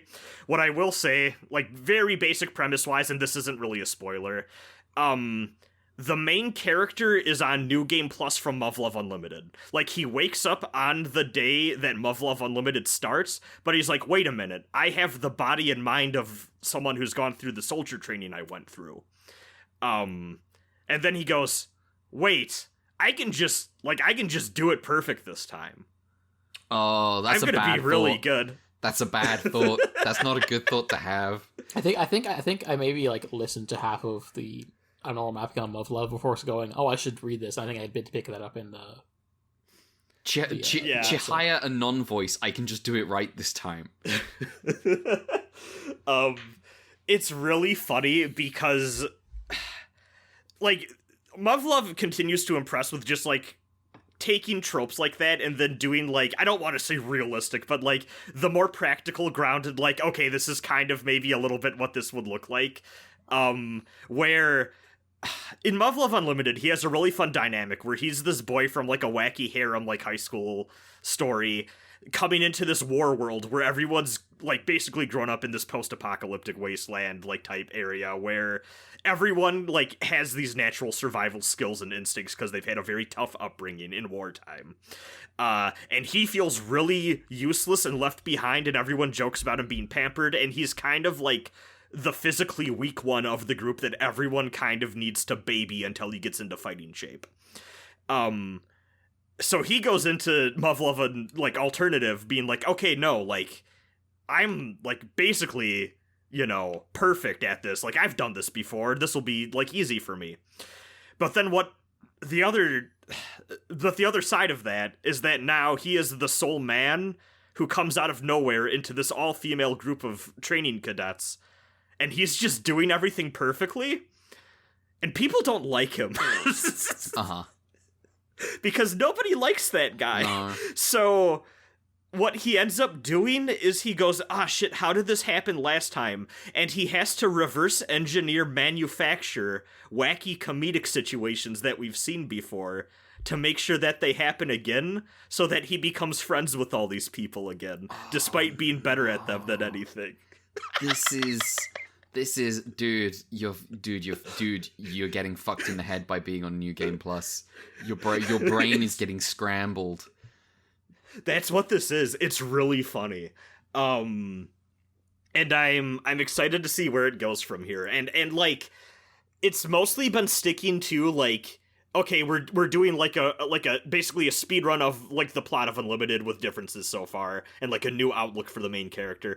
I'm curious to see where the big, like, deviance occurs, and, like, how it goes off the rails, and why it's so much longer. That reminds me a bit of, excited. like, how Higurashi does the question arcs and answer arcs. Because Higurashi is, like, 8 kind of chapters. And, like, the first 3 chapters of the so the first 4 are called question arcs because they're all about setting up the mystery, and the first 3 are, like, have quick corresponding answer arcs in the last half, with, like, the first 3 of this last half too. So that kind of reminds you of that kind of thing. Mm-hmm. Mm-hmm. And the one thing I will say I'm not feeling about Alternative, and I understand how you get here, and I understand maybe this is a necessity, but they do the thing where, because Muv Luv Unlimited is a game where you have, like, I don't know, like 6 or 7 different female leads that you can potentially romance, and, like, that factors into, like, how the ending goes, sort of thing. Muv Luv Alternative is very much like, this is a guy on New Game Plus who has lived through the last game. However, he also conveniently has memory loss regarding anything involving romantic situations. Like, that doesn't get carried over. And it's like, okay, that's maybe a little too convenient for me. Yeah. I wouldn't be surprised if they end up doing something with that later, like, as, like, a weird, like, visual novel quantum mechanics, like, timeline bullshit thing.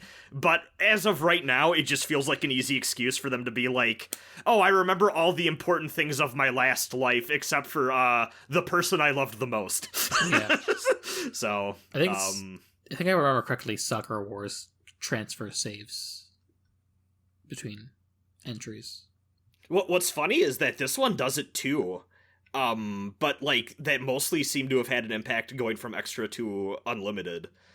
And I know that alternative does read your save for unlimited, but I don't necessarily know what it's pulling, and I'm assuming it'd be the love interest, but I haven't seen anything. Yeah, with that so far. Granted, I'm only like 5 hours in, and this thing is supposed to be long, so enjoying it so far though. I hope it sticks the landing for me. This is the one that everyone becomes a sicko for, so you know I'm ready to be impressed. But yeah, that's been my week. Yeah. All right, sick. Yeah. Okay.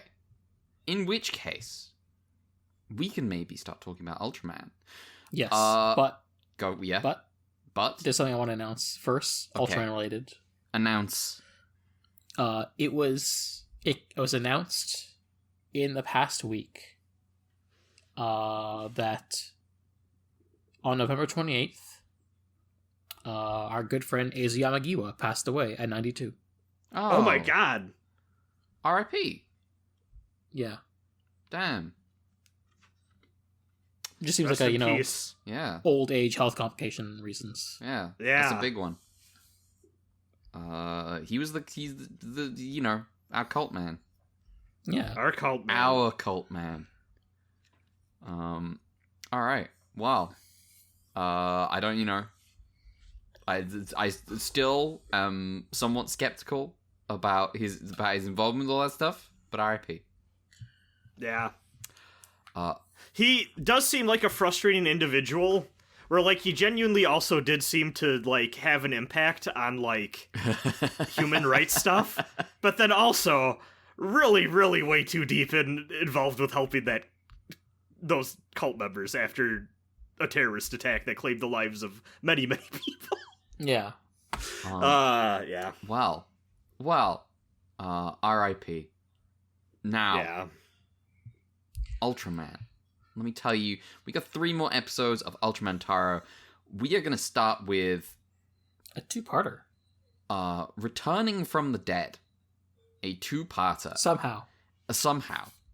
Episode 29, Bemstar revives. Taro's in a desperate pinch.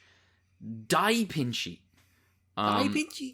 Featuring alternate dimension being Yapul and space kaiju Boo. Bemstar. Yay! How did they meet? What would At the bar. How were they friends? They met at the bar. They're like, you know what? Life's been rough since Ultraman. You too? Yeah. Afterlife. Yeah. Wow, you also got Afterlife. blown / sliced into multiple pieces? No, I just got. Oh no, they did both You get also that. got blown. Me to Ultraman. Yeah. Perhaps my least favorite part of Bemstar is them going, Ultraseven was really cool. Let's give this guy the bracelet that lets him do the same thing. Yeah. Oh, you mean the thing they show on screen? Yes. Rerun the tapes. So yes, somehow Yapul has returned, so has Bemstar. They're allies now? No questions. We have some human characters to introduce.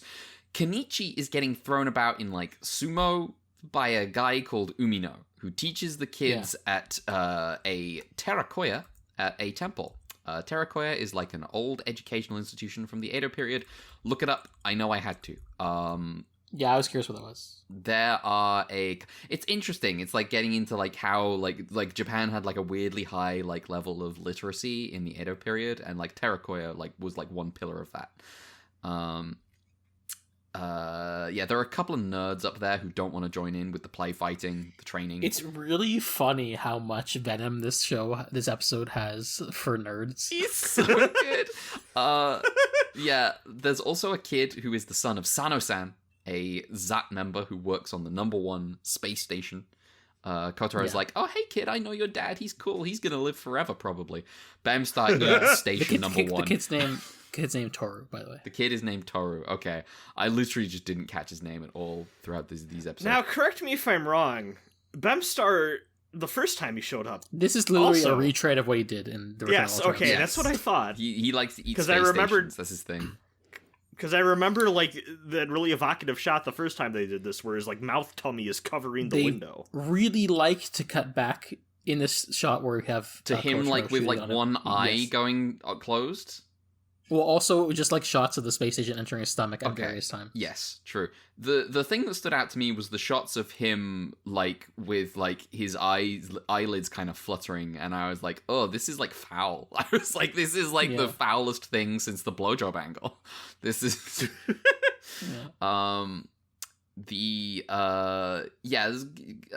Bamstar eats station #1, and Kotaro's like, Bamstar should be dead? And I'm like, guys, you can't reference the continuity like it's real. You do not want us to take the continuity seriously. Last time we did that, we figured out Hokuto joined TAC, and then 3 years later, Hideki Go became Ultraman. Anyway, Bamstar is back, and Yapul's like, Bamstar's gonna suck the energy out of the earth. Zat are like, we gotta figure out what to do about Bamstar, and they literally watch the fight from Return of Ultraman. The lieutenant says even Ultraman needed a new weapon to beat Bamstar. We'll need a new weapon ourselves. Just Ultraman? Just Ultraman. That's what he says. Yeah, well, you see, in Return of Ultraman, the show, original Ultraman never shows up on Earth. No, so they still think he's just Ultraman. Yeah. They still conflate the two. Yeah. That makes sense. I believe this is actually canonical. Here's the thing. But it can't be, because that one kid from Ace is always like, I'm the 5th Ultra brother. Don't worry about it. I think you'll find that one kid from Ace was saying, I'm the 6th Ultra brother. I'm Ultraman Taro. No, you're not Ultraman Taro. You're a boy with a nagging mother. There's a difference between what the kids believe through their urban legends and what is in the record of science. So true. Zat are creatures of science. And science there's no scientific evidence that Shin Man is real. Yeah, Shin Man is an urban legend. I want the episode on the dual Ultraman theorist, and everyone's like, "You're crazy." like the bigger Luke theory on. Yeah. Yes. I'm just like, I can hear Jonathan Frakes. Not this time. We got you. It's fiction. Well, you see, if you notice that this Ultraman fights like that one time that Ultraseven fought. Yeah. King Joe, which means he must be different from the other Ultraman. If there really is just one Ultraman, then how come this time he got his ass kicked by Zeton, and the other time it wasn't a problem at all? do. Was this story based? Me when I watch Return of Ultraman over Ultraman 67. No. Yes, it was. The true stories tonight were based. Okay, where was I? Oh, yeah. Even Ultraman needed a new weapon to beat Bamstar. We'll need a new weapon ourselves. But first, Kotaro and the lieutenant have to go tell Sano's family that he's dead. First off, Aragaki is like, don't worry, we got the data on the Ultra Bracelet, so Kitajima, go work on a new weapon. Yeah. Go make the Ultra Bracelet. Fuck off. You just do it. Easy. Kotaro and the lieutenant have to go tell Sano's family that he's dead. The son is like, come on in, I bet you have good news about my dad. Here's a photo of me and my dad. Here's a toy my dad got me for Christmas. Oh boy, I can't wait to find out why you're here. And Kotaro and the lieutenant eventually reveal Sano is dead. His wife was prepared for news like this and tells her son to be strong. Boys shouldn't cry like this, etc. The nerds have caught wind of this. And they find Kenichi and they're like, hey, did you know Zat sucks? They let Sano die. Zat, your precious Zat. They can't do anything. They lost their space station. Zat never beat any kaiju. It's always Taro that does it. Zat is why Toru's dad is dead. And Kenichi runs off and the nerds are like, what's his problem? Kenichi meets Kotaro and confronts him about Zat's failures. What good are they? Taro always saves the day. Bemstar attacks the Earth and is looking to eat some gas from tanks. Zat attacks with their new weapon, a big buzzsaw. Spin to win. First they miss, hit some buildings. Oops. Second time they hit Bemstar and it wrecks the saw. Rip. Yapul summons Bemstar back for some reason. The nerds keep nagging Kenichi about Zat sucking, and Umino is mad. He says any human who tries hard enough can take down a kaiju or two. And the nerds. I just want to say, I think Yapul withdraws Bemstar. He's like, nah, we're just gonna do like death by 1,000 cuts with this guy. I see. He's gonna relish it. Okay. Yeah. Classic villain shit. Umino is like, any human who tries hard enough can take down a kaiju or two, and the nerds are like, so you can beat a kaiju? And he's like, yeah. And they're like, so you're as strong as Taro? And he's like, shut up. Bemstar attacks again, and Umino aims to prove the value of doing your best to the children. Koto is like, no, you're not. You're going to die. Dude, are you dumb? And Umino's like, I don't care if I die. They fight over this. Yeah, so long as I do. He runs in, jumps into Bemstar's mouth with a bundle of dynamite, and then he's stuck. Kotaro turns into Taro, rescues Umino. Bemstar spits the dynamite out, and now the fight is on. Taro is losing. And Umino does not like this. Umino's like, how... you fucked up my plan. What will happen? Join us next time to find out. This is a two-parter. I must ask, did I watch the wrong subs? Because mine were saying Uno. Like UNNO. So there's Uno. And I know the sub situation was weird this time. Yes, there's the alternate subs, which had the correct translation. Frankly, the correct translation on the scene where they're talking about Shin Man, where they talk about him like he's Ultraman, because that is clearly what they're saying. You can hear them talking about Ultraman. They don't append anything to it. They don't say anything about some guy called Joe. But the main subs are overall, I would say, better, and so I did watch those, but I referenced the other subs. To spoil kayfabe, I think I do know what they're calling this guy. I do know what they're calling Ultraman. What are you talking about? What are you talking about?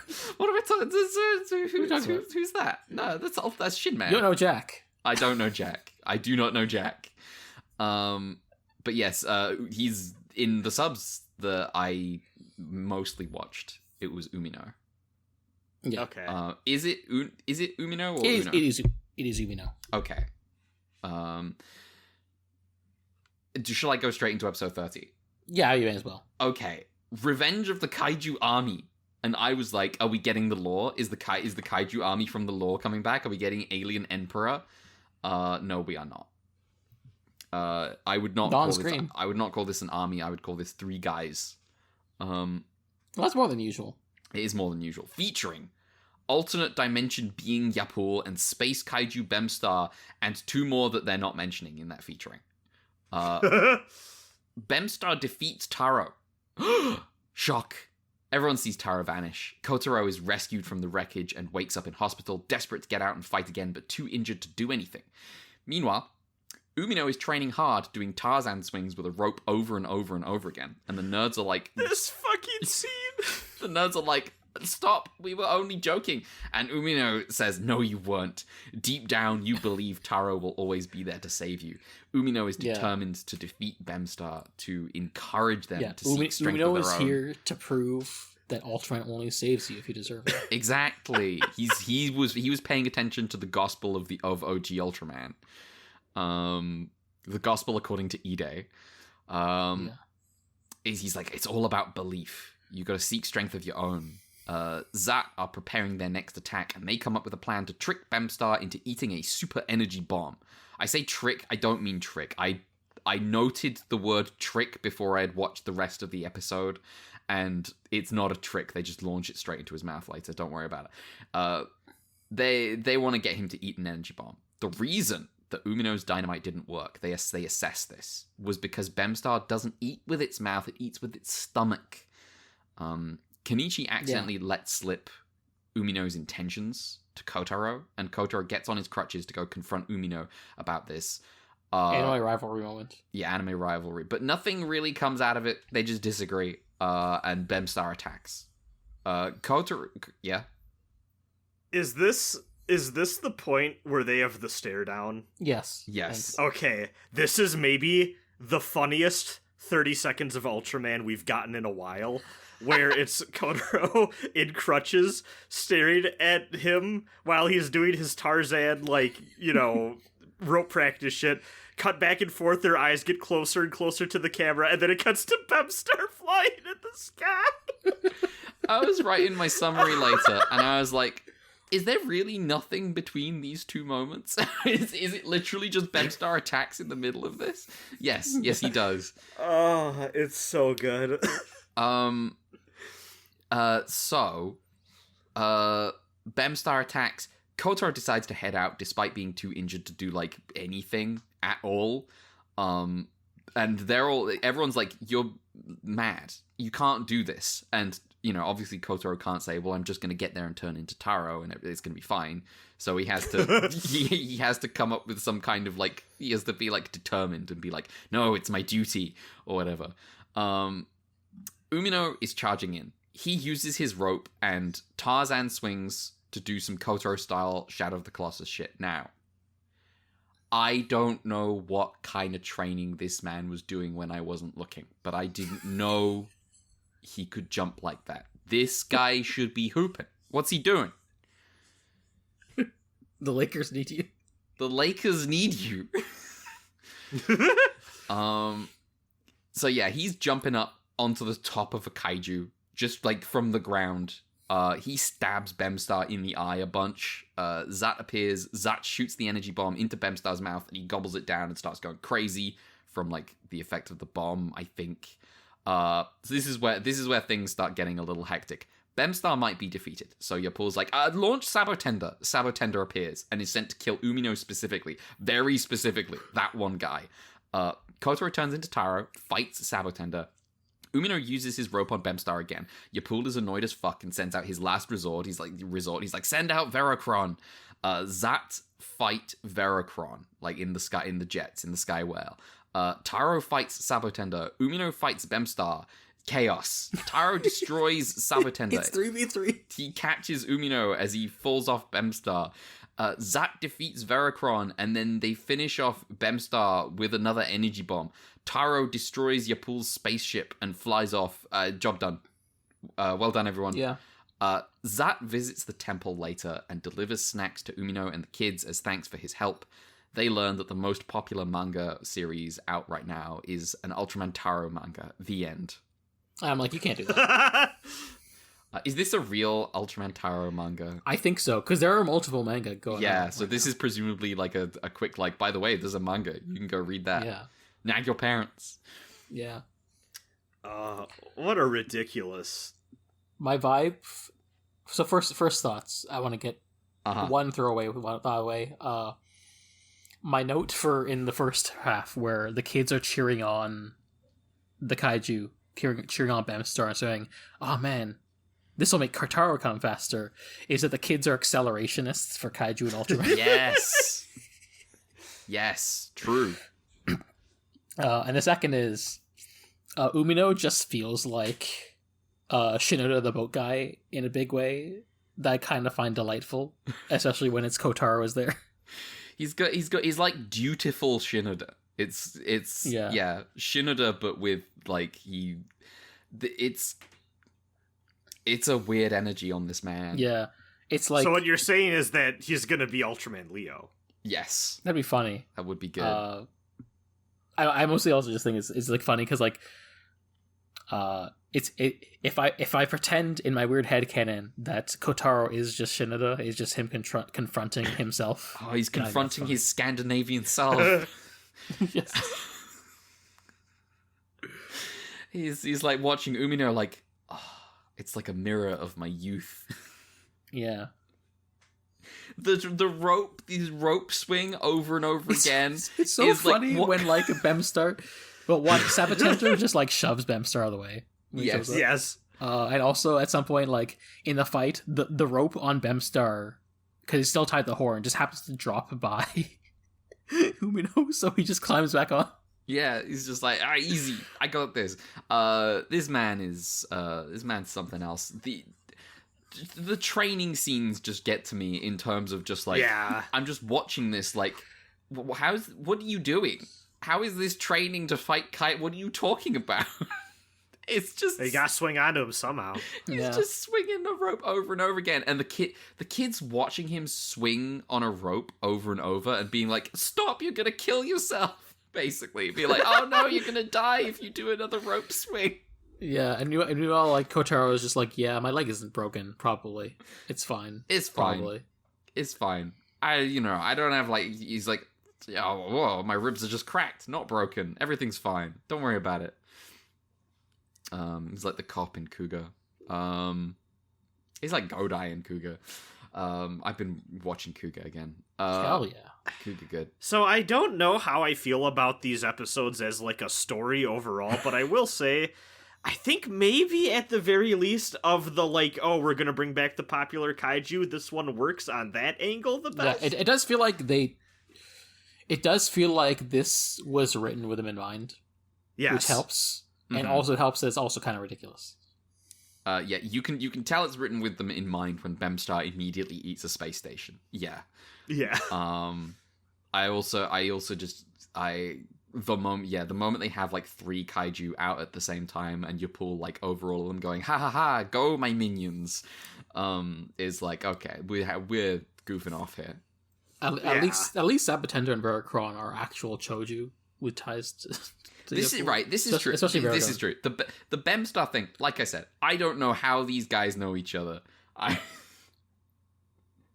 don't know where they've met, how they hashed out this deal.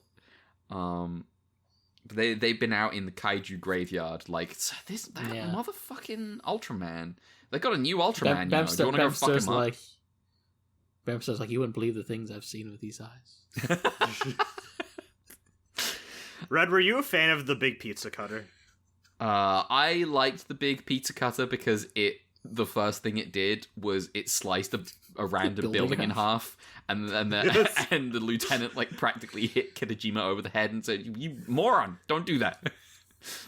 We gotta show him we mean business, boss. Yeah, miss immediately. L's left and right. I can't wait until I finish Last Command and I can tell you about L's.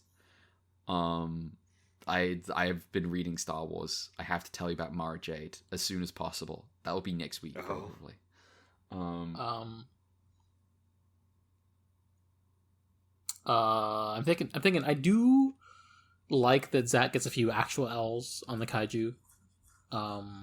Especially because Taro's just like, yo, you guys go get it. Oh yeah, Zat do actually like Zat beat 2 of them. Yeah, just outright. And admittedly, like yeah. one of them is Taro going like, "You go do that, go do it. I'm letting you take the kill." Mm-hmm. Though it also does feel a bit not as earned, where it feels like they only did this in the episode where they About mention, this. "Oh, Zat, yes, is cheating. Yeah. Is cheating every time. If there's more episodes in the future where they do take him out, then they'll help, I think. But Mm-hmm. It's like pure novelty. Like we have to silence people who say that Zat never do anything. It's always Taro. Whenever they do an episode like that, they always pull out a second kaiju for Zat for the team to destroy.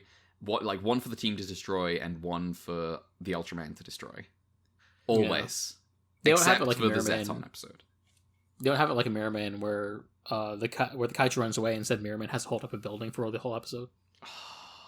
This is so fucking good. It's a really good episode. Yeah. The showing's so strong. I'm thinking about it too, because you brought up the children cheering, like, oh, this means Taro's gonna come faster. I also think they just think the kaiju's sick too. It's like a mix of both, I think. I kind of have this, like, feeling that I've been having a lot with, I feel Ace On, I've been having this, where I feel like that they're kind of mixing and matching ideas that we used to have, like, dedicated a whole episode to and not doing them nearly as strong. Because I don't know if, like, we gotta prove that humanity can fight them off without, the help of an Ultraman stuff works as well for me here as that does. I don't know if the children kind of cheering on the monster in a weird way, like, because the Gavidon episode is also kind of that, right? And I feel like that works better in that sense of just the, like, oh, we want, the monster to be here so that Ultraman can be our hero and save the day sort of thing. Not necessarily working for me in that way either. It's just, I don't know. It's a weird mix. They are having fun with it, and I do kind of like I like the little scenes like Sabatender pushing over Bemstar, being like, "No, this is my episode now." Yeah. But, Mm-hmm. I feel like they're kind of scraping at the leftovers in the bowl a little bit sometimes. But yeah, we're in a weird spot because we are like. This is just the nature of franchises. Yeah, and also like this is the not only are we 6 seasons in, but there's like the third and like a batch of like in a row, and there's like one more before a gap.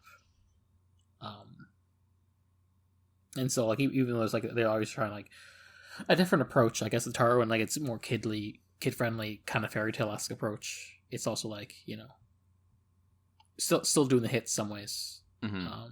Which will be curious when we get to like Leo, which is like, oh, this is the one which is like the last one before they take a break.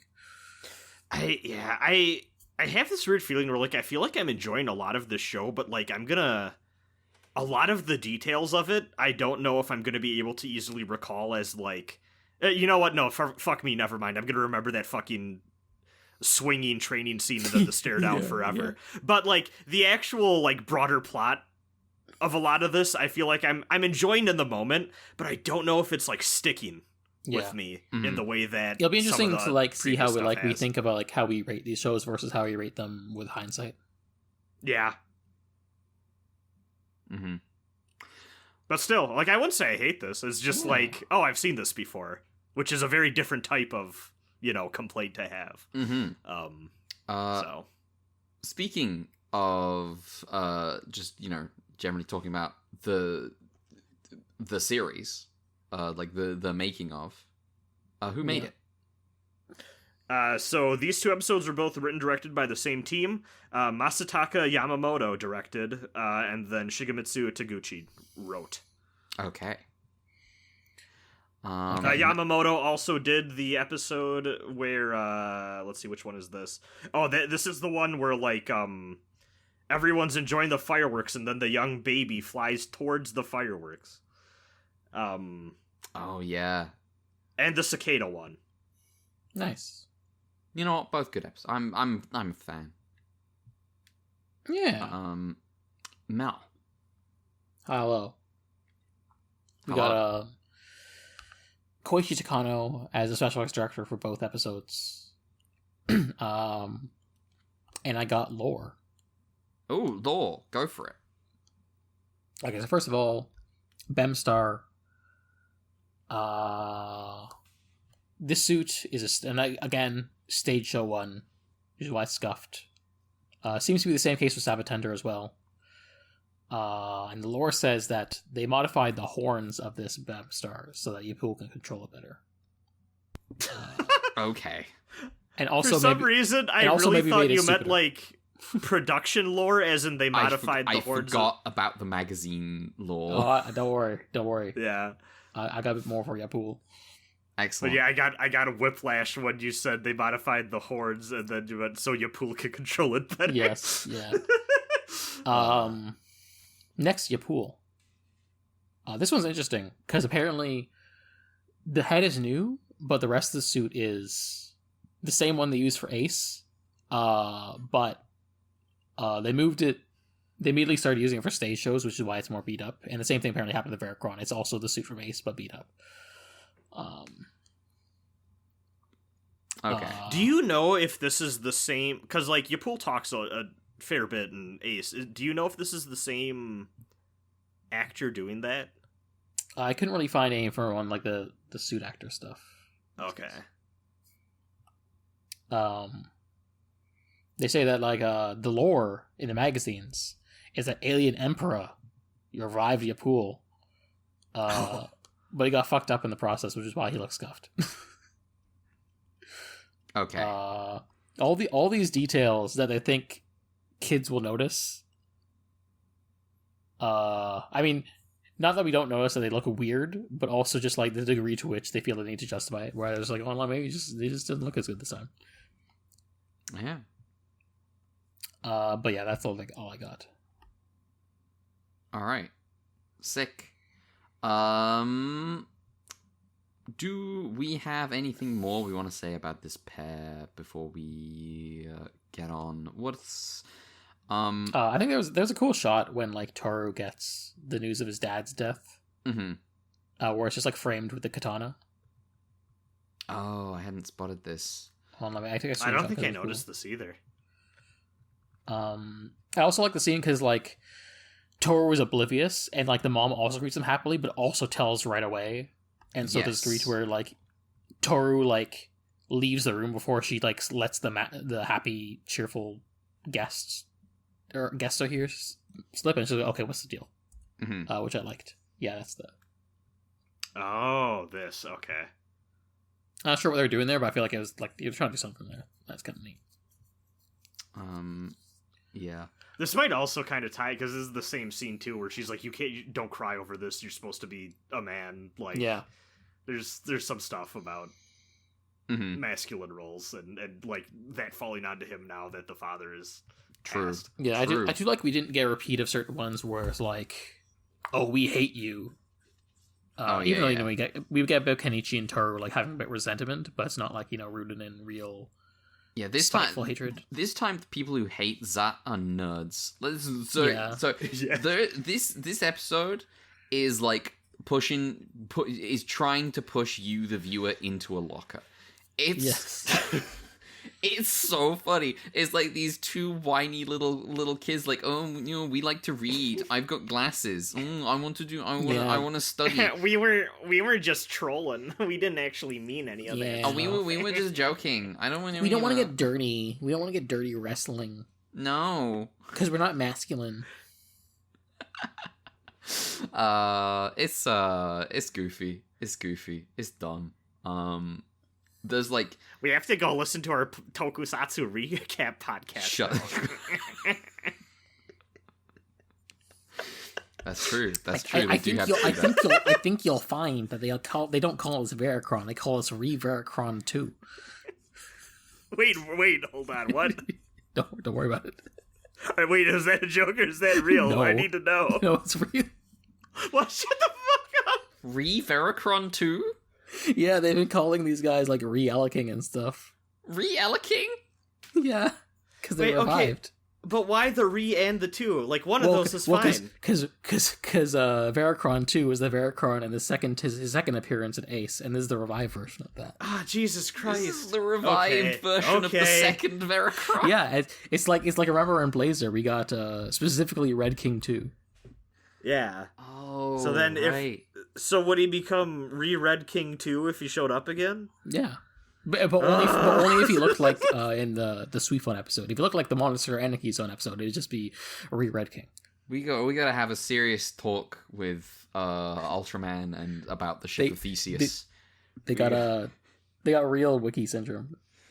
Re-Veracron 2. See, yeah, hold on. But when Ultraman comes back to life, he's not Re-Ultraman. He's just still Ultraman. He's Ultraman. There's a double standard here. And then, No, they call him Shin Man. It's Shin Man. Shin Man Ultraman. Ultraman Shin Man. Yeah. Hold on, let me... I'm looking at the Japanese wiki. The return of Ultraman, except it's not Ultraman anymore. Shut up. They don't know that. Yeah, Manual Power, Re-Elicking, Re-Giant Yapul, Re-Bemstar, Re-Sabotender, yeah, Re-Veracron 2. Oh, let me think. Re-Giant Yapul is dumb. I don't know. Just take Giant off the name and just like revived Yapul. And when they make toys of this shit, are they making one for the revived and the normal? I don't know. Please tell me they don't. That's absurd. I mean, I'm at least glad when like these kaiju are reused in like modern shows. They like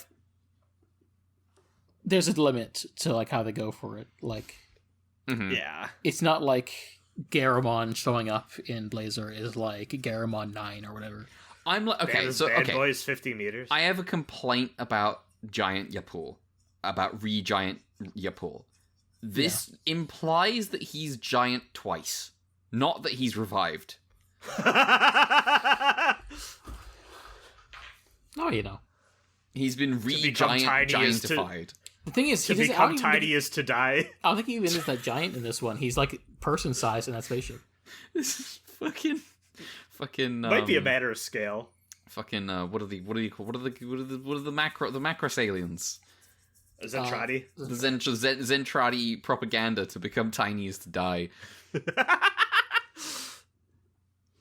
I always remember the first episode of GGP where they cover Macross and like Jackson's reaction to the giant man coming out of the ship. The giant man just stepping out of the ship. Yeah, Macross rules. Macross sucks and Macross rules. Both these are true. Yeah. Okay. Well. Yeah. I'm basically I'm okay with these. Are like fun episodes. I don't know that I'm like getting much out of the like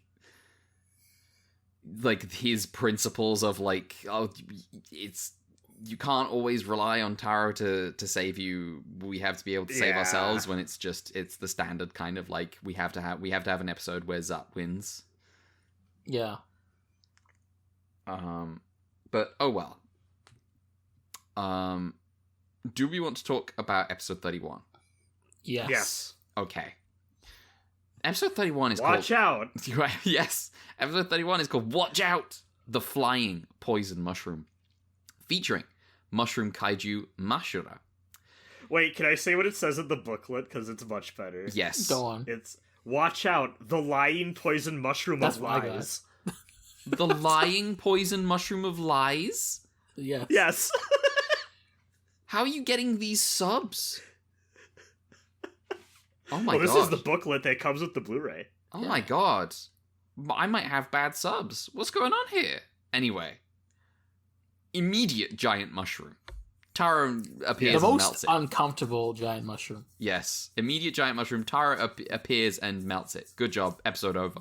I just want to say it is really funny because in the show every time Taro transforms, the OP plays. And so this goes OP, giant mushroom, OP. No. It's because this one, like when he transforms the first time, it goes Taro, Ultraman number 6, and it cuts off the song there as he burns the mushroom. It's really funny. Oh, okay. Yeah, that's good. So yeah, good job. Episode is over. We're done here. The mushroom's gone. But wait. One small mushroom survived. And Daisuke Takeda is going to find it. Who is Daisuke? Daisuke is a classmate of Kenichi. And add him to the list. Add him to the list. He got 80 points on science. He never gets more than 30 points on science, so he must have worked hard. He's excited. I kind of regret not counting up how many unique classmates. Yeah, we should have compiled a list. He never gets more than 30 on science, so he must have worked hard. He's excited to show his mother, but she's going to be late today from working overtime. Daisuke goes to the park and makes a paper plane out of his test, and it hits Nanba in the head. Kotaro rocks up. While they're in the rabbit tank. Yeah. Kotaro rocks up and he's like, "Hey, this is Daisuke, classmate of Kenichi. What's up, Daisuke, classmate of Kenichi? I'm a latchkey child and I'm sad about it," says Daisuke. We could sustain ourselves if my mother didn't work, but she likes us to have some luxuries, so she has a job, and I'm lonely. And Kotaro is like, lonely? A lonely child? I know. And he gives Daisuke an experimental plant interpreter to let humans talk to plants. It's still being tested, so it's kind of just like a toy for now. This will stop you from getting lonely, Daisuke. Go talk to the plants. What could go wrong? The second plant Daisuke talks to is the mushroom. Oh no. He feeds it water and it grows up. He does talk to a tree. It is pretty funny. He talks to a tree first of all, and the then... tree complains about the pollution in Tokyo. It does. And then he immediately goes to talk to the mushroom, and he feeds it water, and it grows up through the road. It invites Daisuke to eat it, and he's like, no? You shouldn't just eat random mushrooms. it seems like you could be poisonous. Some other kids pick the mushroom, and then they bully Daisuke into letting them use his stereo. Just one of those little luxuries that his mother likes. A nice stereo. Technically, it's the record player. Record player, that's what I mean. I just want to say it's also really funny the way this one kid just stuffs the mushroom in his pocket. He does. He just keeps it with him. Just keeps it. I think these guys have a weird understanding of how teenagers act. True. Very true. Daisuke can't get these kids to leave. They're determined to dance. When he tries to stand up, to them, they take the plant interpreter and hold it hostage and say, "Oh, we'll give it back if you eat this mushroom." And Daisuke's like, "All right, give me the mushroom." He takes it, and they're like, "Whoa, no, hang on, whoa, wait, we were joking. That is probably poisonous. Do not eat that." Daisuke eats the mushroom, and his head immediately turns into a mushroom. The other kids run off, and Daisuke hears the mushroom speak. It says, "You're a slave to me, starting today." And Daisuke vanishes into the night. The investigation to find Daisuke is underway, and Kotaro finds the bullies and gets the plant interpreter and the whole story of the mushroom off them. If Daisuke's a plant now, maybe we can talk to him using the interpreter. Kotaro uses the interpreter to talk to Daisuke, who tells him about water and then goes silent. Daisuke's parents regret leaving Daisuke on his own so often, and then they take a quick drink and turn into mushroom people. The entire apartment complex is turning into mushroom people. In fact, it's the water, just like Daisuke hinted. This must mean the mushroom is hiding in the nearby water tower. A mushroom kaiju, again, almost immediately bursts out of the tower and Zat attacks. But it has a spray attack that hits most of Zat and turns them into mushroom people. Kotaro escapes in the Wolf 777, and Moriyama continues her attack in the Sky Whale.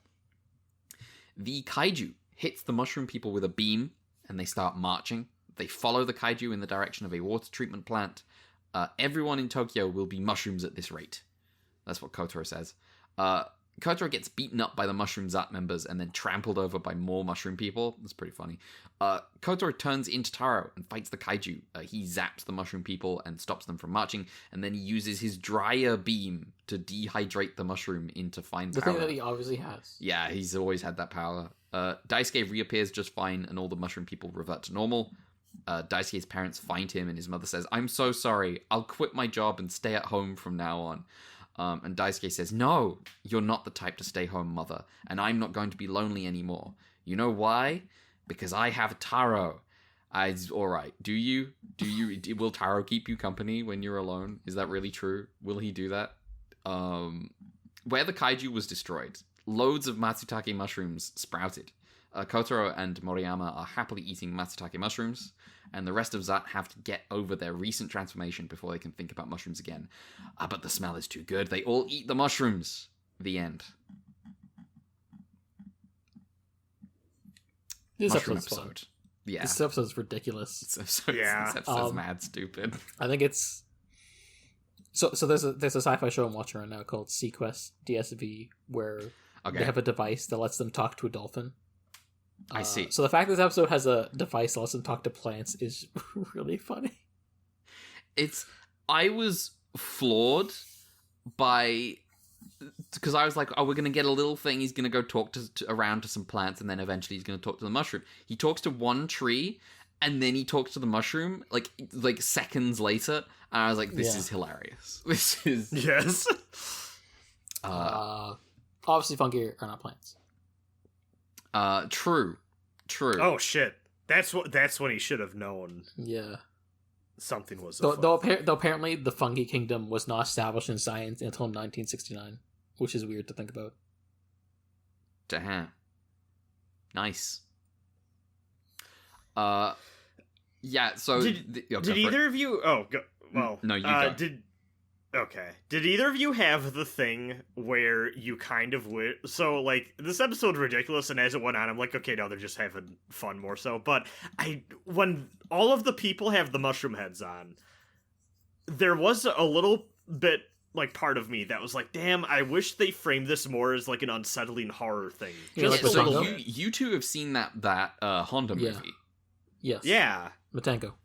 And that was what I was thinking immediately when everyone turned into mushrooms. It's an obvious reference point. But yeah, it's not. It's a goofy version. It's not done like that. It's a goofy version.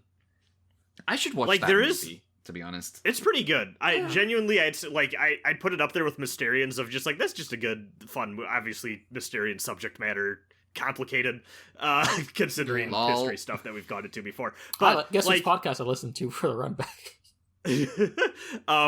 but I will say, like, I would put Matango up there, I'd say, in terms of just like that's a fun movie to watch, like, from that era, doing special effects stuff. So but yeah, like, I think that where it works for me the most is when they're all marching in a line, and then Kotaro drives up to them and is like trying to like grab at them throughout the window, or like you get in front of them and stop them, like, hey, stop it, and they just won't budge. Like, I like that quite a bit, but when they're all just standing there, I'm just like, oh, you just thought it'd be funny to have all these people with the mushroom prop on their head. But I was like, even just a little bit of like horror movie sauce to make this just a little bit creepy or unsettling, I think would have gone a long way. I just don't think they're interested in doing that, and maybe is just another sign of like, hey, there used to be a creative tension here between the horror guys and the science fiction / superhero guys, and we are in an era where the science fiction / superhero guys have absolutely won. So you're saying aggressive type won over scientist type? Yeah. Damn. Rip to the Winter Horror series. We will not be seeing you. I mean, that was still Oh, an yeah. ace. We wait to. I wait. There's a phrase that I'm trying to find that I can't. We'll see. I can't find it. But basically, we will see. Yeah. It remains to be seen whether the Winter Have we Horror ever series had will multi- return. There we go. Found it. Jesus Have Christ. we ever had two? Wait, no, because did Return have both a summer horror and a winter No, horror? Ace had both summer and winter. Yes, that's it. But Oh yeah, Return, I think, only had Ace summer. because Ace needed help. Yes. No, okay, I remember now. Return had only winter, and Ace had both. And now we had the returning. What was the ridiculous name they gave the thing that? Like, The returning kaiju series, or kaiju and aliens, monster yeah. and alien series. I took a screenshot because it was bonkers.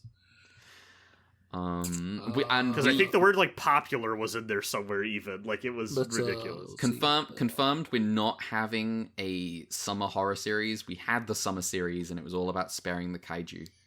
Well-known monsters and aliens reappearance series. Perfect. Yes. I saw that subtitles, but you know. Yeah, so it seems like we got that instead of the summer horror, maybe. Yeah. So we'll see if we get the winter. Well, you know horror. what? 10 episodes away from the winter horror series, if it happens. If it happens. Fingers crossed. I want to see the winter horror series. Winter horror series, source of maybe my favorite moment of Return of Ultraman, when he blasts that little guy. Alien blast. Yeah. That's a really good one. Get fucking owned, bitch.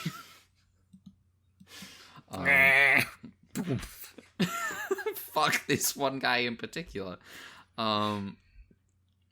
Yeah, I can definitely see kind of missing like a little more of a horror vibe from this episode. Certainly when like he vanishes into the night with like a horror head, I'm imagining like horror stuff is like about to happen, and then it kind of just doesn't. We get to the kaiju, I think, a little too quick for that.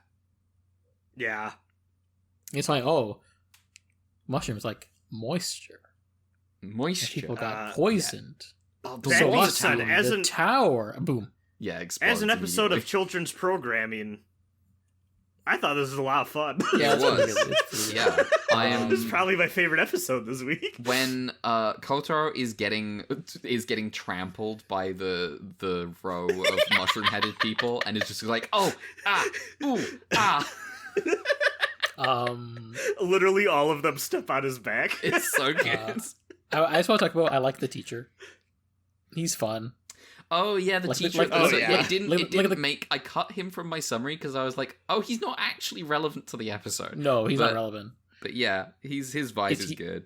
Yeah, he's like Kenichi and Daisuke are like, oh, I don't want to. I'm worried about him. He's like, he makes me scared. He's like scolding off people for like getting bad marks and like, yo, Kenichi, what is this? You forgot your name. And then Daisuke comes up, he's like, "Oh, what's the score, Daisuke? You did good. Congrats." And it's like, he's having fun with like being like the he knows he's got a reputation. He's like, I'm gonna play with this. I'm gonna have fun.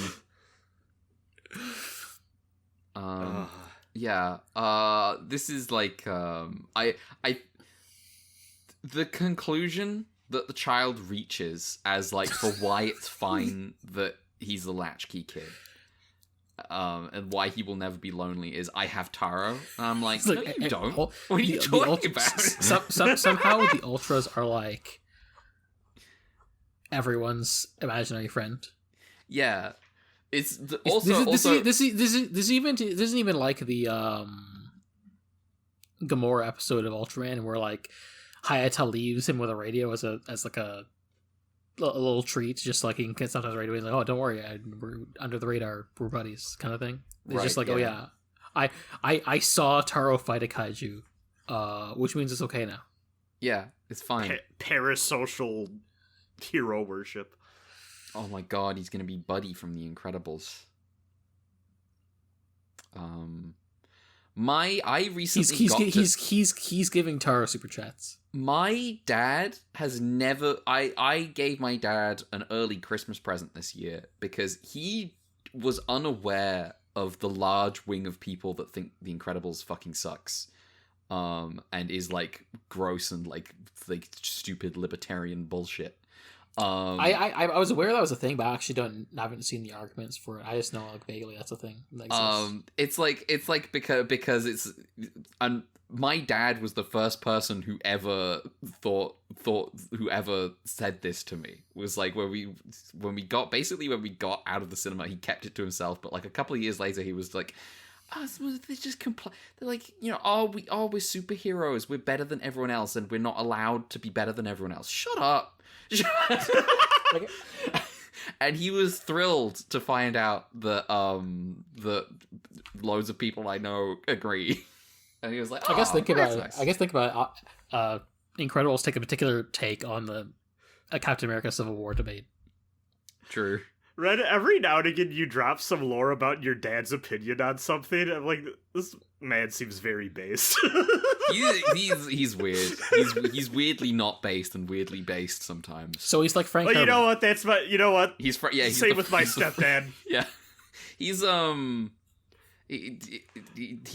he like one time stopped the car because I announced after like one of my history lessons, I said we've been learning about the Russian Revolution something lately in history, and he like stopped the car and got mad about it when I said that Tsar Nicholas seemed like he deserved it. What happened to him? But also sometimes he's like, that North Korea story I tell where he's like, that's exactly what I was thinking about. Did that really happen? Did Kim Jong-un really kill his uncle with an AA gun? Did that really? I don't think that happened.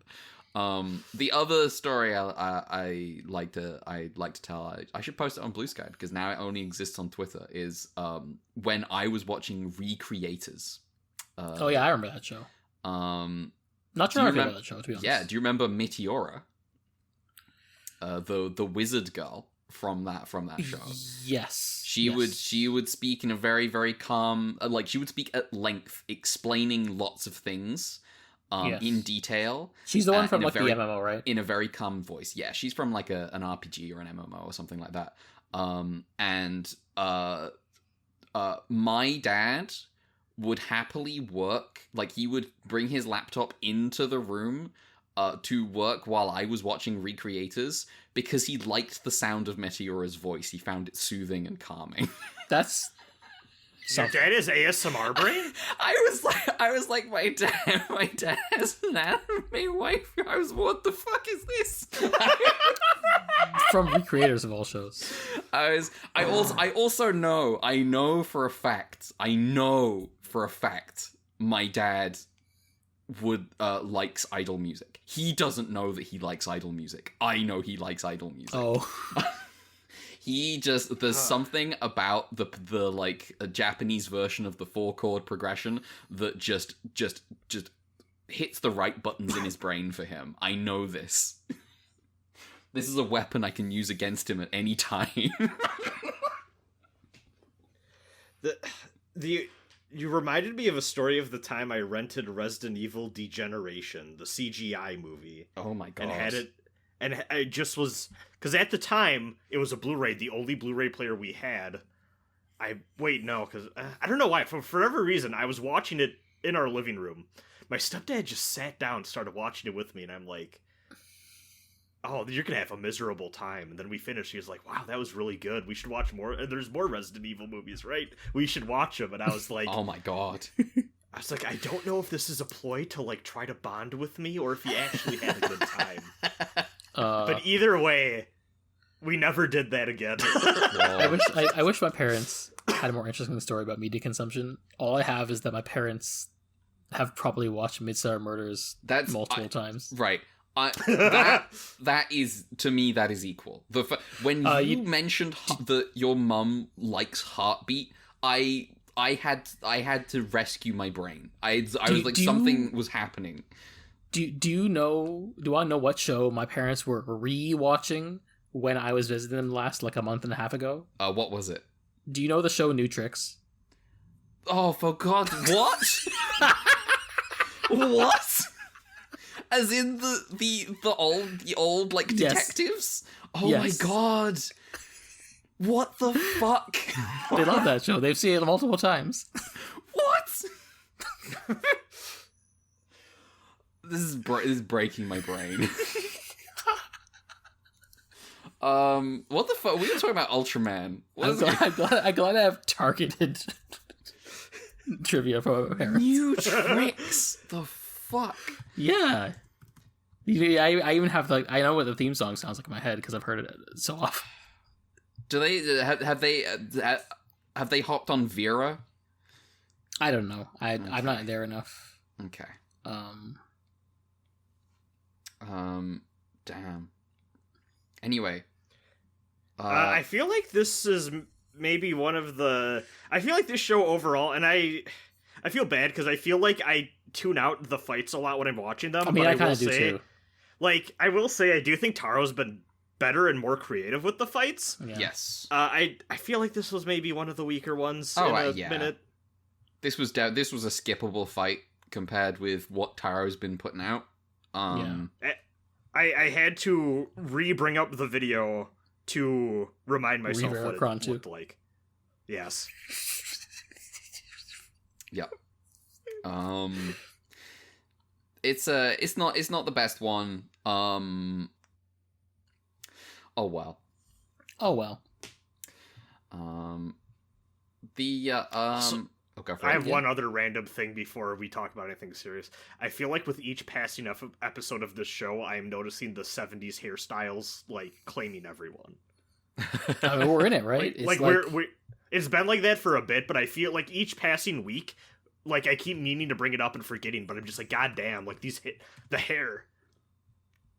Every time. We're deep in the 70s at that point. Yeah, because it's 73. 73, 74. We're in it. Yeah, we are fully into the new decade from when these shows started. It's gonna be funny when we just basically completely skip the 80s. Yeah. Oh, it's good. That's gonna be such a wild jump. Oh my god, you're right.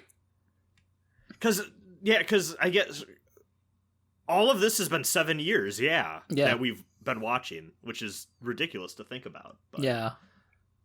Man, I've seen a clip someone posting, reposting our podcast saying, "You really out here telling me Ella King survived this?"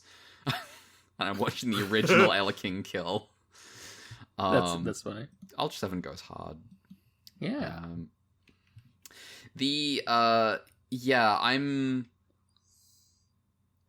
I'm really like Ultraman 80 is going to be weird because it's like such an isolated thing. Yeah, because I still don't know what the fuck it is. I know it's the weird one.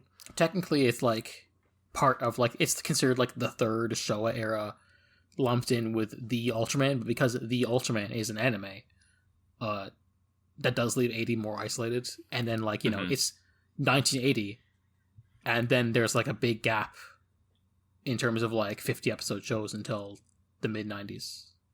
Can I tell you from my perspective as, like, American guy collecting these as they all get brought out as budget releases, trying their best to preserve the series by Mill Creek, my impression of Ultraman 80 is that for the rest of the shows we've watched so far, they all have really nice steelbook releases with these little booklets with recaps of the episodes and production history notes, numbered 1 through 1, starting with Ultra Q, going through 7, ending at Ultraman Leo, the next series we're about to watch. And then Ultraman 80 is this big cheap-ass looking DVD box that I have that says the complete series. they did just for, like, for the post, like, for the after Leo, for everything is just kind of like a cheaper release. Same with the Ultraman, which, you know, we talked about it. And but also even, like, the Heisei stuff has been getting, like, they're not as nice quality as some people would like, but, you know. Yeah. But, you know, it's what we got. It's what we got. Loving. Man, I'm thinking about the fact that Ultraman really gets its, like, revival once Evangelion's all wrapped up. Yeah.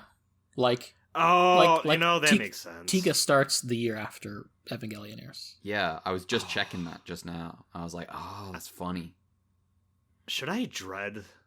You know what? I'm not even going to think about dread post Ava. I'm not going to think about it. The thing is, it's the snake eating its own tail because...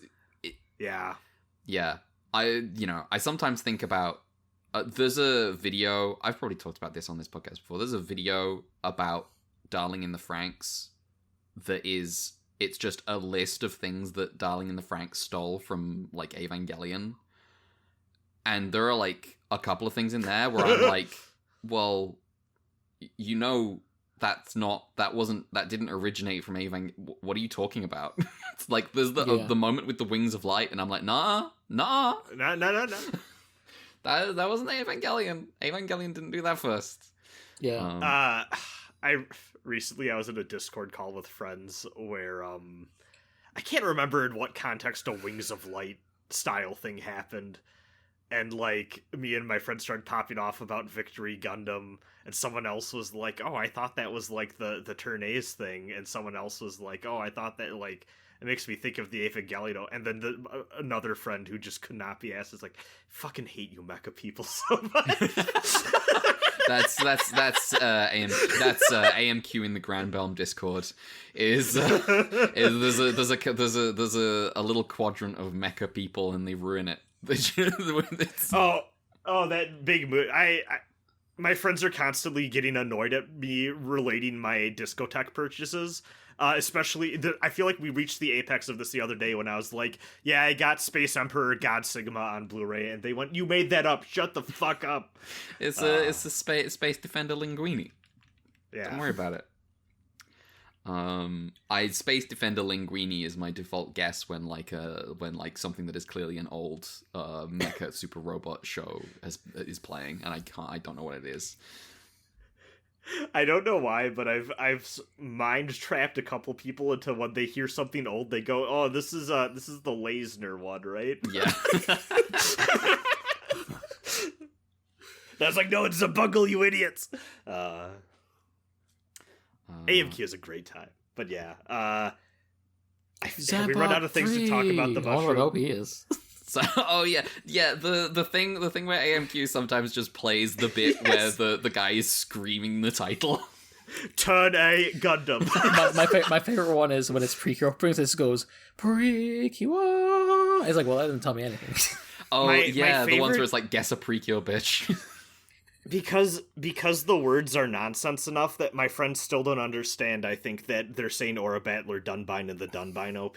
Oh yeah. Except for the one guy in there who has also seen Dunbine.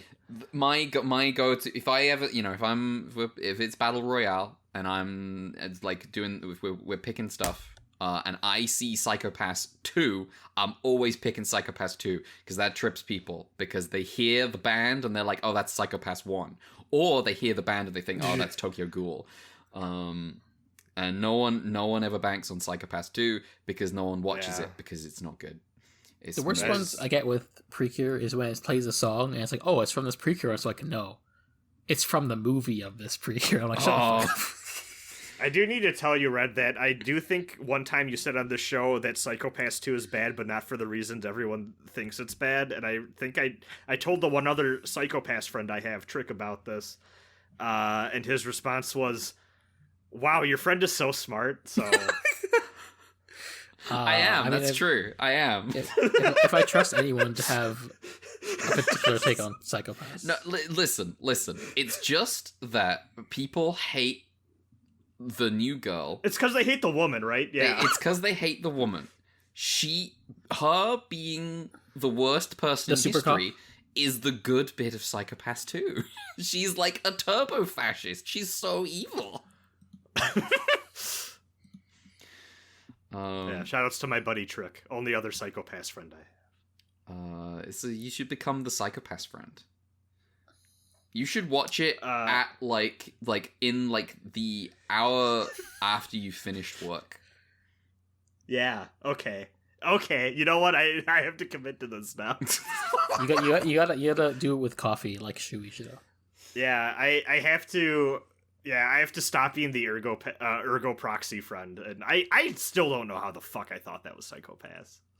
It's Not remotely similar. it's like it's cyberpunk anime. I can't You know what? can't believe you thought the crucifixion theme Ultraman Ace was from Ultraseven. It's a show with yeah. 7 guys. You know what? It's the same kind of it's tangentially related enough that made me think for decades of my life I couldn't tell you what the difference was between Phantasy Star and Star Ocean. Damn. They both have star in the title in Yeah. our RPGs. The thing is, we still haven't had a show with 7 guys.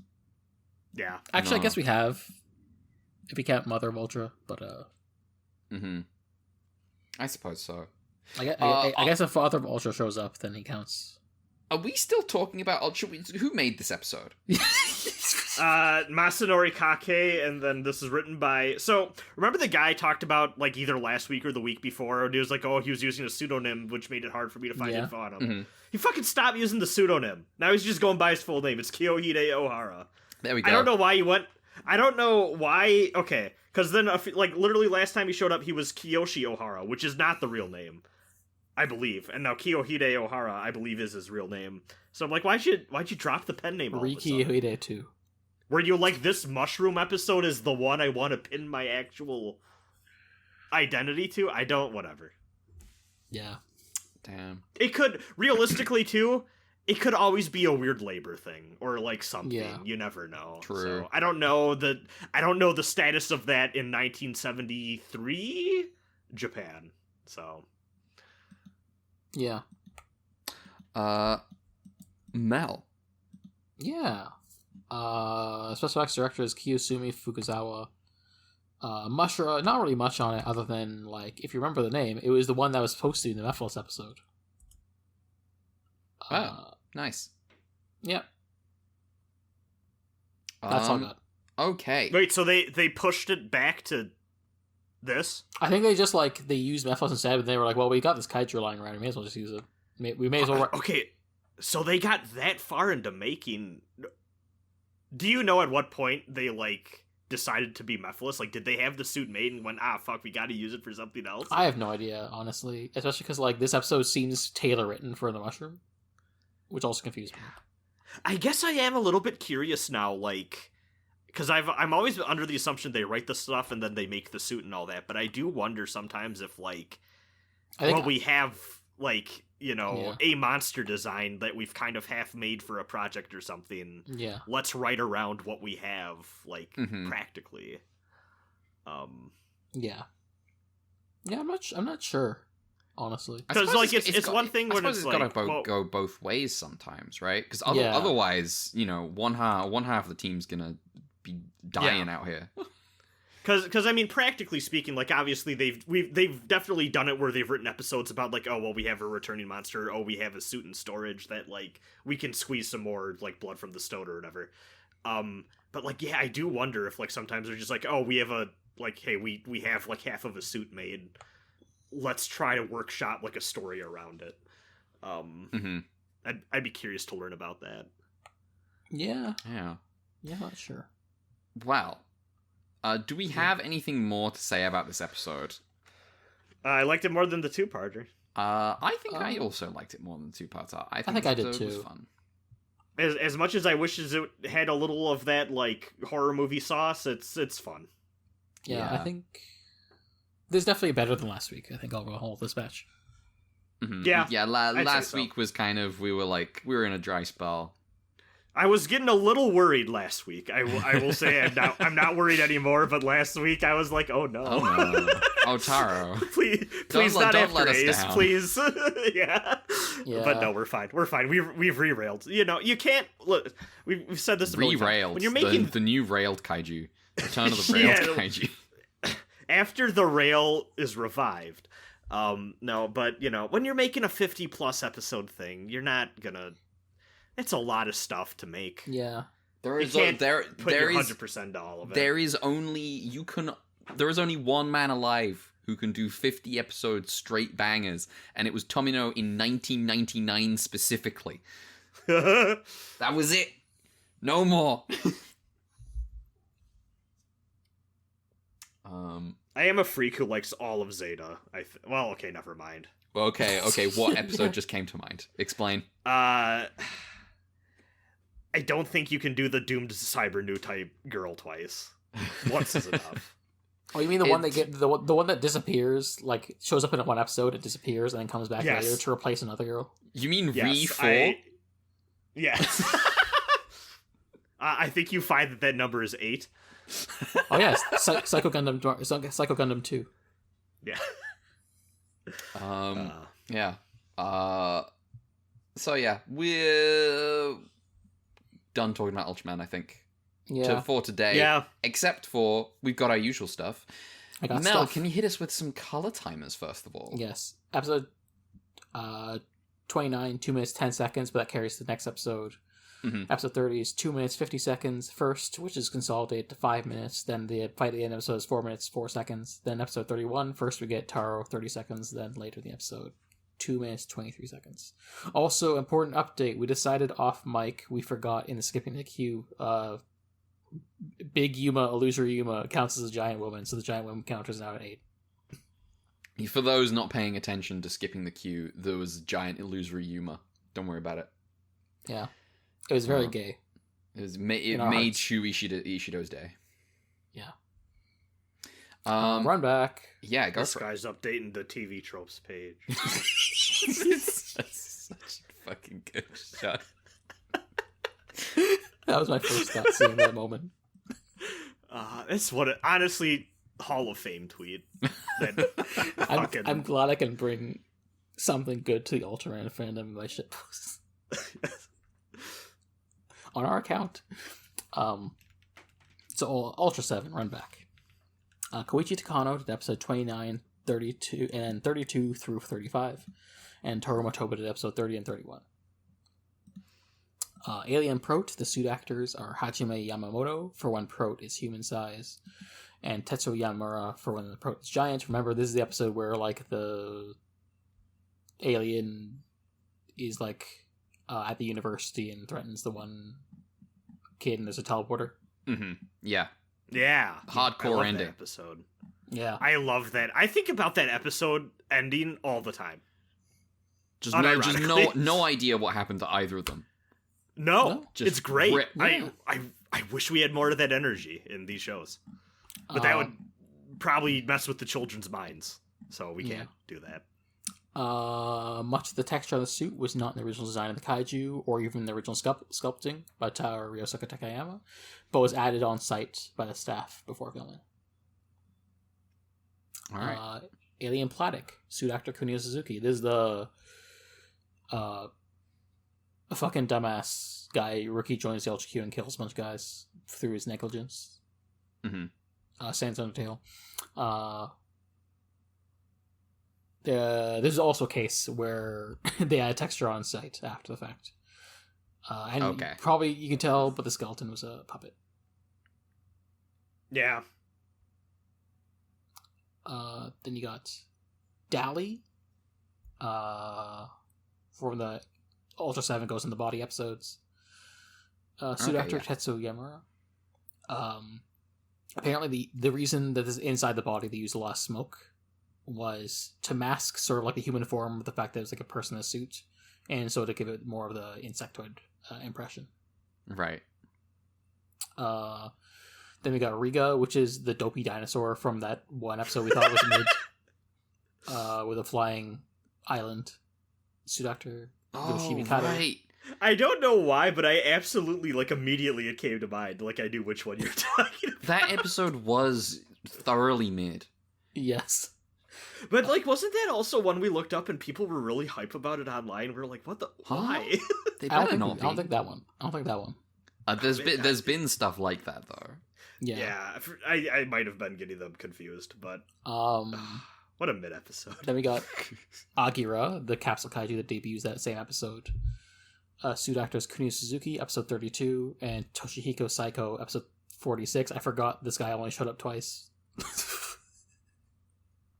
Nice. The Shadow Men from that really cool Hajime Sakurai episode. Performed by Hiroshi Takigawa, Takaki Azuma, and Nobuyoshi Takamura.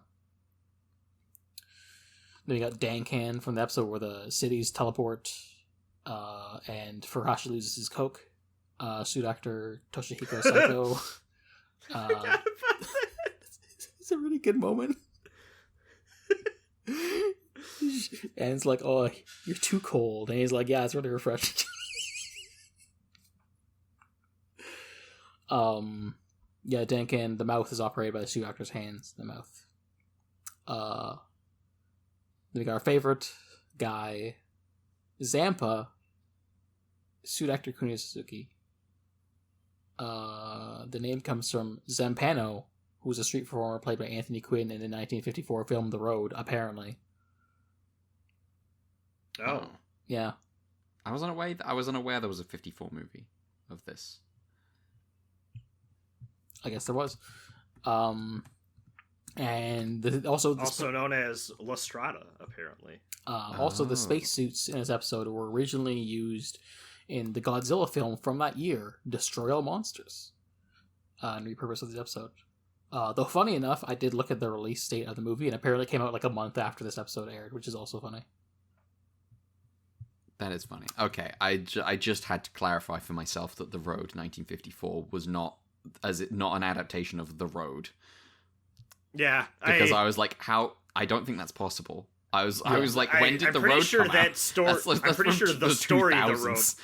Yeah, I was like, the book that movie is based on was the 2000s. I was like, I didn't think that was that old. Yeah, it's Cormac McCarthy, of course. It's not. Then I got finally people couldn't dream that cynically in the 50s.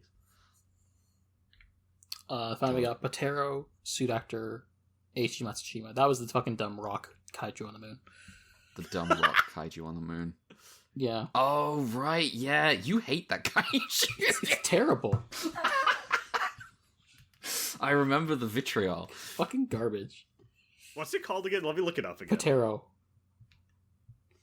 How do you spell that? It's like Peter O. You know, like the saint. Okay. Oh. Oh yeah, this thing does suck.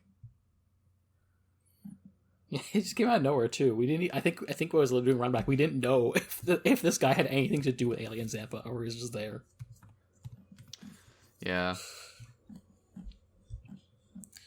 And yeah, that's the runback. That's the runback. Thank you very much. Yep. Do we have any emails? Yeah, we got 2. Okay. First, we got a follow-up from Aaron. Hello. Hello. Just want to let you know that I finished the Ultraman recently. And since Red asked to weigh in on how the subtitles were in the back half, I thought I'd give you an update. How were they? The short answer is they do get somewhat worse, but not terrible. The longer version is they are sometimes surprisingly hilarious. Okay. I ain't really documenting this to say where and when, but times characters say things like Jesus Christ or shit in the subtitles. It's obviously bad translation. Probably. They can't say for sure, but it's rather hilarious. Screw you, Sasuke. Fuck you, Sasuke. Classic ProZD video.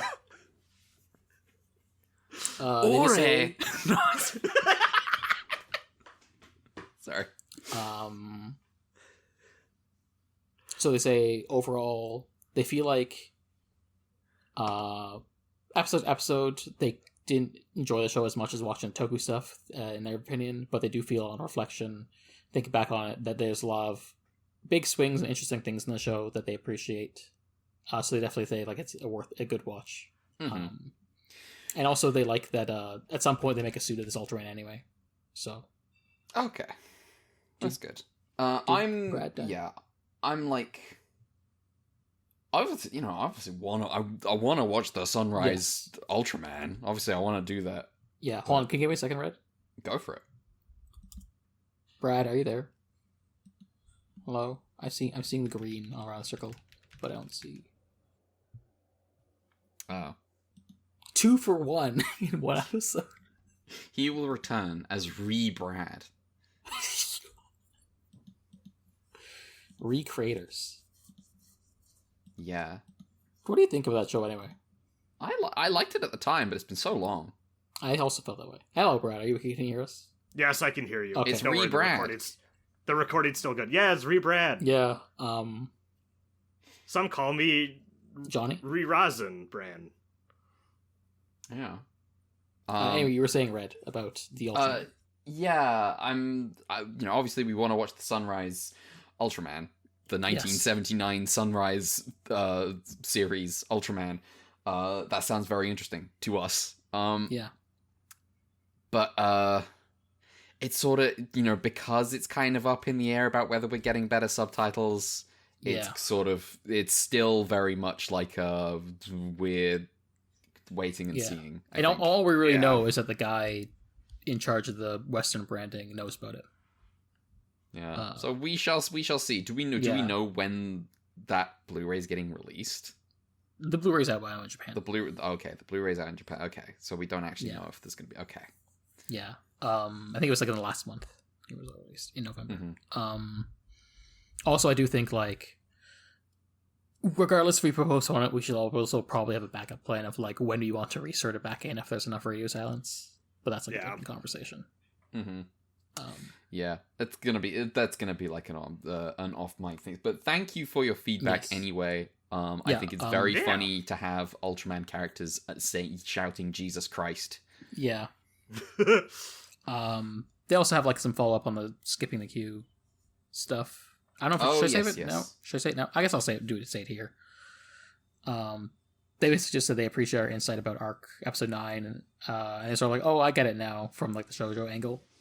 Okay, maybe they had a more knee jerk reaction than we did. I mean, I certainly understand it.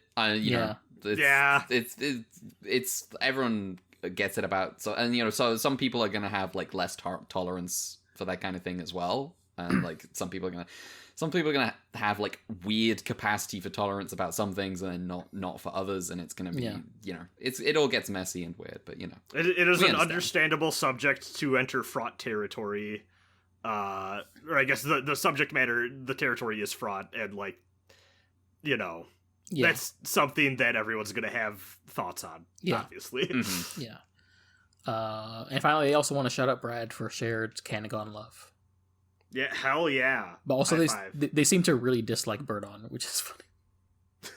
And they say that this is their most anticipated podcast, so thank you. Well, thank you very much. Yeah. Excellent. Thank you for your email. Thank you for your email. Thank you for your feedback. We'll take this into consideration. Because if we watch it, it's in June, and if we don't watch it, we have to figure it out by then. Yeah. But yeah, we'll figure it out. You'll find you obviously you'll know well in advance of us actually covering or / moving on to 80 right away, kind of thing. Mm-hmm. All right. You say we have a second email? Yes. This one's by Mothra Fanboy, where they gave a warning that this email is very long. Thank you for your warning, Mothra Fanboy. Yeah. This is for the second half of 7. And a bunch of I understand why it's long now. So they say, I have finished the second half of 7. I think it's really, really funny that literally 2 minutes after I sent this email, but the first half, I started the second half with episode 22. This is the one with Farashi and his mom. Man. Yes. Classic Classic Ultra Q episode. classic. Important for our understanding of Furuhashi the guy is the bit when he flies around in the sky and pretends to have a conversation with his mom and then is like, okay, that's good enough, and goes home.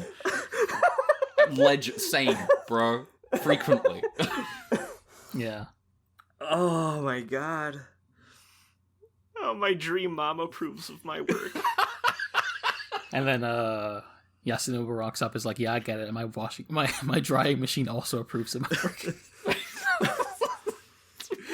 My girlfriend is a machine that washes my clothes for me. Thank you, Yasunova. I didn't need to know that. I didn't need to know that's how you felt. Don't forget, it's also a public laundromat. Yes. No, understated portion of the beam that makes you take off your shirt is the fact that, like, after Alien Kanan leaves, like, Gento rocks up and sees Yasunova with his shirt off. Oh, man.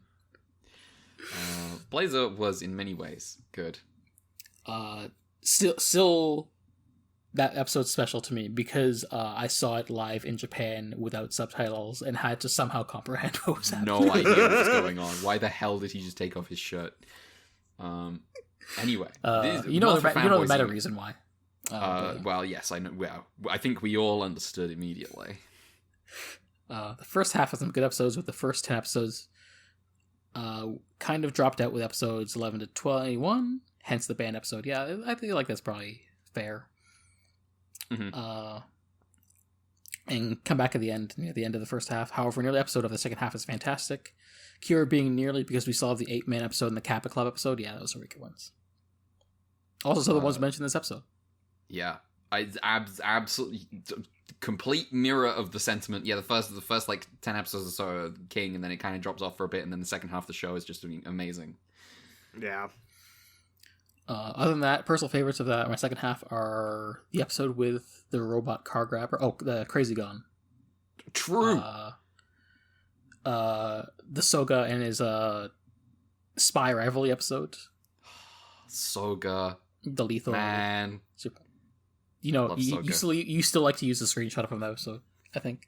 I like him looking off to the side, just being like, that's suspicious. The episode where Dan does nuclear commentary during the R1 episode. Mm-hmm. I remember now. Like Dan has like a line at the end of the episode that's pretty cool. Yeah, is that the one where they blow up the planet and then the alien's like, "What the fuck did you do?" And then flies over? That's the one where they fight in the Field of Flowers and Seven cuts his throat. It's a great it's a great fight, and it's like a great it's one of the things that we're not getting right now from Taro, which was the back in the day when the Ultra series was made by people who presumably just off site just hated each other.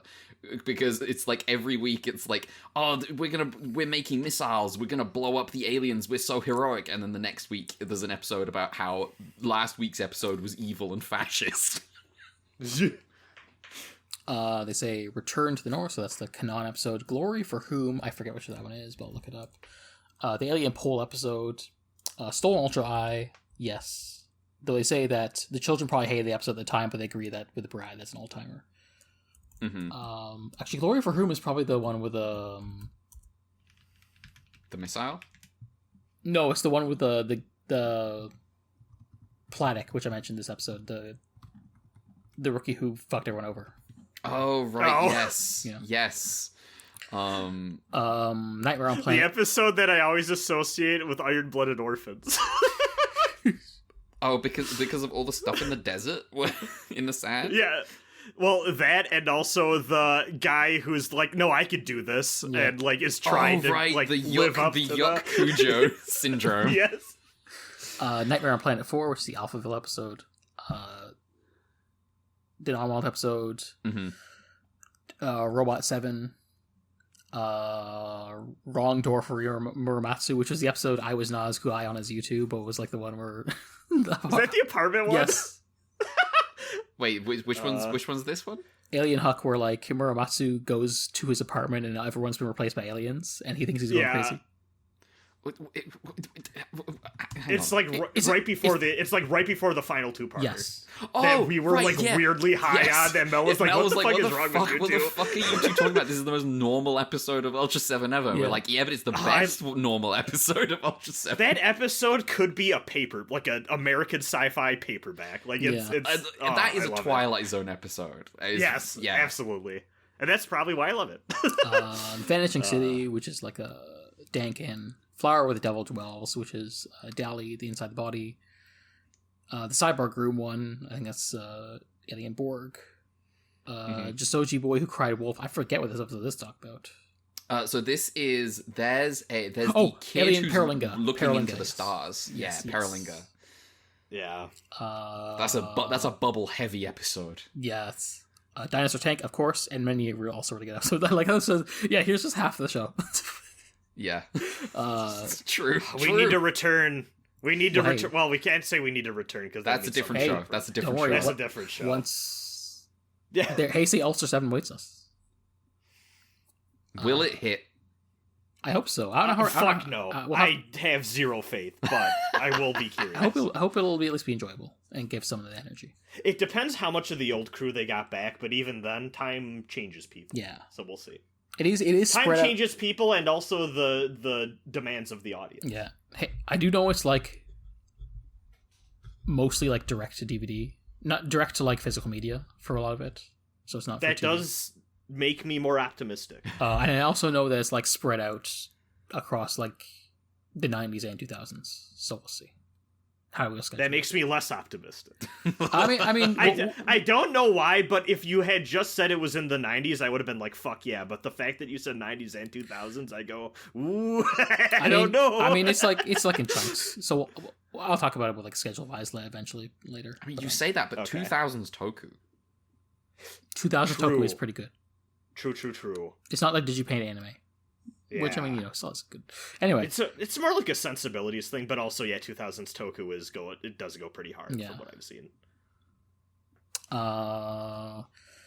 Before I touch on the final two-parter, I want to call it Red because the Strolling Planet is a good episode. I think we dunked on that episode this episode.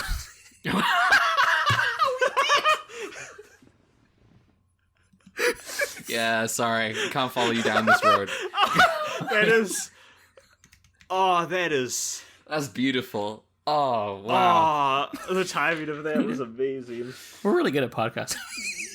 Yeah. No, you know what I'm thinking of? I'm thinking of is it the Planet X episode that is kind of the same thing? Yes. But yes, that's the one I'm thinking of too. The Planet X, that is mid incarnate. Based on Runback, I remember you saying you preferred the Strolling Planet Space X, but only by like a bit, and you didn't like either of them that much.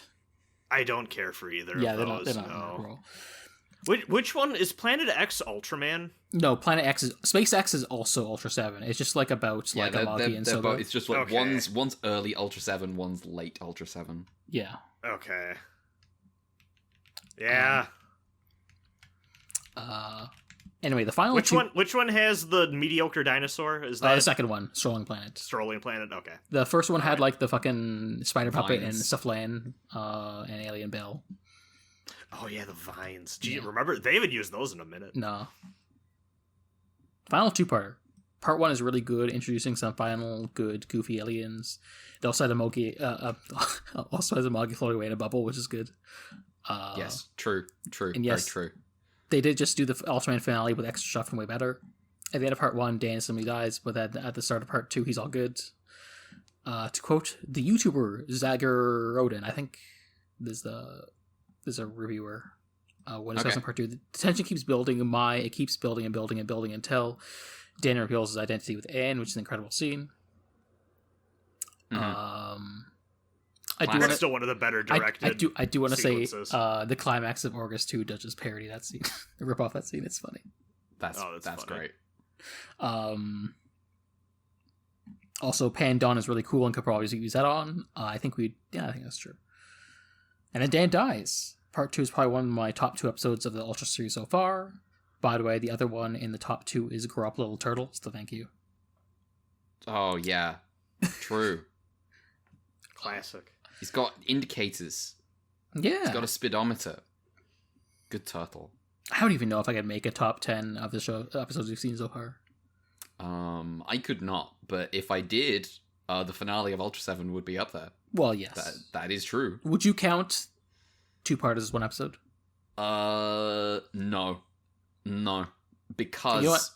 we got sometimes We got alien guts. we got like an alien guts situation where one of the episodes is good and one of the episodes just isn't. You know what? I think it is funny that Mothra Fanboy did not mention alien guts. All the iconic crucified episode is just like, you know what? I think it is. I remember once listening to like another kaiju podcast, like here's our top 10 episodes, and they like said that the Alien Guts episode was a better finale than the actual finale. I'm like, what are you talking about? No, What? Incorrect. The most incorrect anyone has ever been about Ultra 7. What Yes. are you talking about? They blew up Paris. Yeah. They blew up Paris. Maoist and Tesso Kinjo said the unlimited genocide in the first world. Yes, the magma riser barreling through walls of dirt as Schumann plays in the background. Some people are just wrong. Dan reaches and saves Amagi in the jar at the last second. Yes, man, Ultra 7, good TV show. I'm looking forward to re-listening to that podcast when we get to a run back. I still think it's probably our best. Most effort I've ever put into a gag. Yes. Ultra 7 truly delivered, and I think it is. I'm sorry, Brad. Slightly better than Ultra Q. I mean, if there's one show that like I wouldn't mind placing above Ultra Q, Yeah. it would be Ultra 7. Like I think pretty comfortably. Like our top two is Ultra 7 and Q. Yeah. Probably. Yes. And like I Please. am more than willing to admit that Q is on my top just because it happens to hit some very like Twilight Zone is like my comfort zone of like That, sensibilities. Ultra to, Q shows is like that. absolutely. I remember when we Yeah. got to the first episode where we were talking about Ultra Q, and you were like, "Oh, I didn't know the Ultra Yeah. series had something like this. This is gonna be way more my shit than the rest of Ultraman." Yeah, Just very first episode. I don't know if I've like talked like growing up, like Twilight Zone was like a thing in like not just my immediate family, but like extended like they used to always do like Twilight Zone marathons around like I think around like Christmas time or whatever, and like I have fond memories of all of us kids just like getting around and watching that stuff like that's just like central to me like experiencing growing up with speculative fiction. So yeah, I'm always here for that stuff. You know what we need to get back from Ultra What? 7, and we need to put back in Ultraman? That he What? could be a person size. Yeah, I mean, because that did add a lot to that show. Hey, yes. well, you don't like Rutian sitting next to Yuma at the theater? I mean, okay, no, that is good. That is good. Yeah. I feel like it's the kind of thing where it happens sometimes, just not often, because like not the focus of the show. True. But it does feel special when it does happen. I have another thing we can play with the do they ever do this game? Yeah. Okay. Do they ever get desperate enough to be like, fuck, how do we make this one different? And the Ultraman is tiny this time instead of gets big, or are we too kaiju destruction destroying sets brained to ever do that? Is it like Dr. Ultraman, and he's like fighting diseases in bodies? Oh, Ozzy and Drix Ultraman. Ozzy and Drix Ultraman.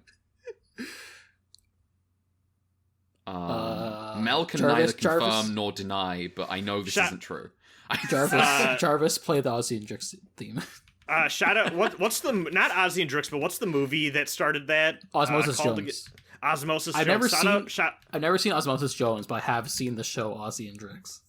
I've seen both. That movie is really weird for many reasons, but one of them is that during a chase scene, they play a Kid Rock song that's all about violating the age of consent for some reason.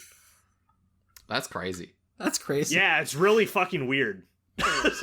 A friend pointed this out to me, and I was like, you made this up. And I listened to it, and I was like, no, that's what this song is about. Why did they put this in this kid's movie? You could just sing about that on the radio. Yeah. Yeah. Used to be. Rape culture. It's bad.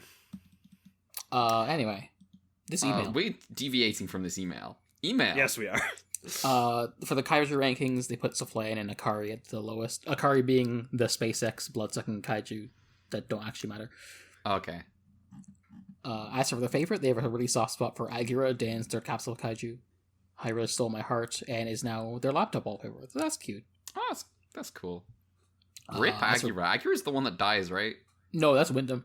Oh, it's Wyndham. Who shows up dies. the most? Rip Wyndham. And then Nicholas won the capsule countdown just on account of being knocked out for 10 minutes. True.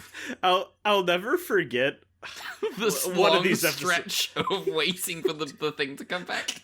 Well, that, but then also me being like, oh yeah, I think I like this one the most, and like it was like, well, we've only seen 2 of them, or like something like that. I think this is definitely my favorite capsule kaiju. It's like, do you mean of the 2 we've seen? Yeah. I think it was something effective. Of the three, I've only liked 2 of them, and I like this one. It's like we've only seen 2 of them.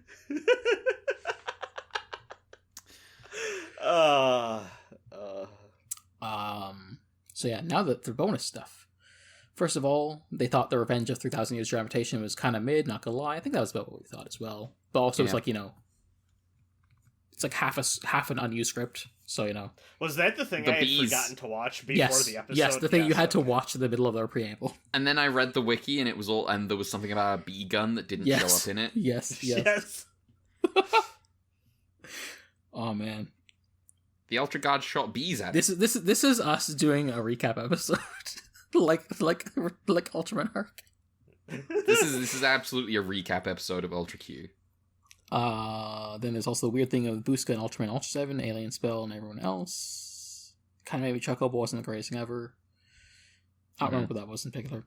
Also, the version you watch had lost audio was the original way of viewing it. Right. The Alien Spell episode, I think, probably. Oh, the Alien Spell episode, right, yeah. Yeah, it's probably just because it was constructed out of the American dub footage, but they overlaid the Japanese audio over it. Right, yeah. Which is a wild way to watch an episode. Mm-hmm. As I'm writing this, I'm listening to the Ultra Fight episode, which, that was a fun episode. Brad, yeah. I'm sure, has not seen Ultra Fight still. No. The ending of Ultra Fight is really funny. Brad has to be sat down to watch Ultra Fight. I'll do it someday. Yeah, I mean, maybe. Maybe. I'll watch the last one at least.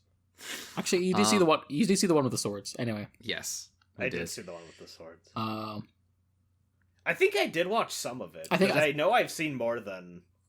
Yeah. That. I did share that one with the swords and the one random episode. Re-episode 48. Re-episode 48.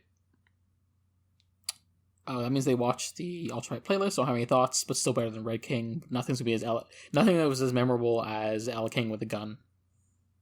That is a good part of the. That is a good thing. Anyway, I've been writing this email for nearly half an hour, so I'm wrapping up now. 2 questions. First, as usual, which Ultraseven monster would you want as a pet? Ooh. Ultraseven kaijus. I'm not comfortable saying Alien Pole for this one. That's kind of weird. You don't want Alien Pole as a fucking what's the fairy from Ocarina of Time? Oh, Navi? Like a Navi? Yeah. Like a Navi on your shoulder but telling you to kill yourself? Well, see, I feel like... So here's the problem. I feel like if I called that thing my pet, it would like it too much, and I wouldn't want it anymore. Honestly, I'd probably pick Ella King. Ella King as a pet? Yeah, I think it's a good one. Ultraseven kaiju... Ultraseven kaiju. I need a kind of a vague list. It's been Miklas. a while. I would want Miklas. I don't know if we can count capsule kaiju, but I would like. Why? Why not? It's kaiju. It counts. Yeah. I might pick I might pick a Wyndham or Agura as well. Yeah. I don't have any pet feelings about any of these kaiju. I don't think. Maybe one of the puppets. Alien maybe, cool. maybe King Joe.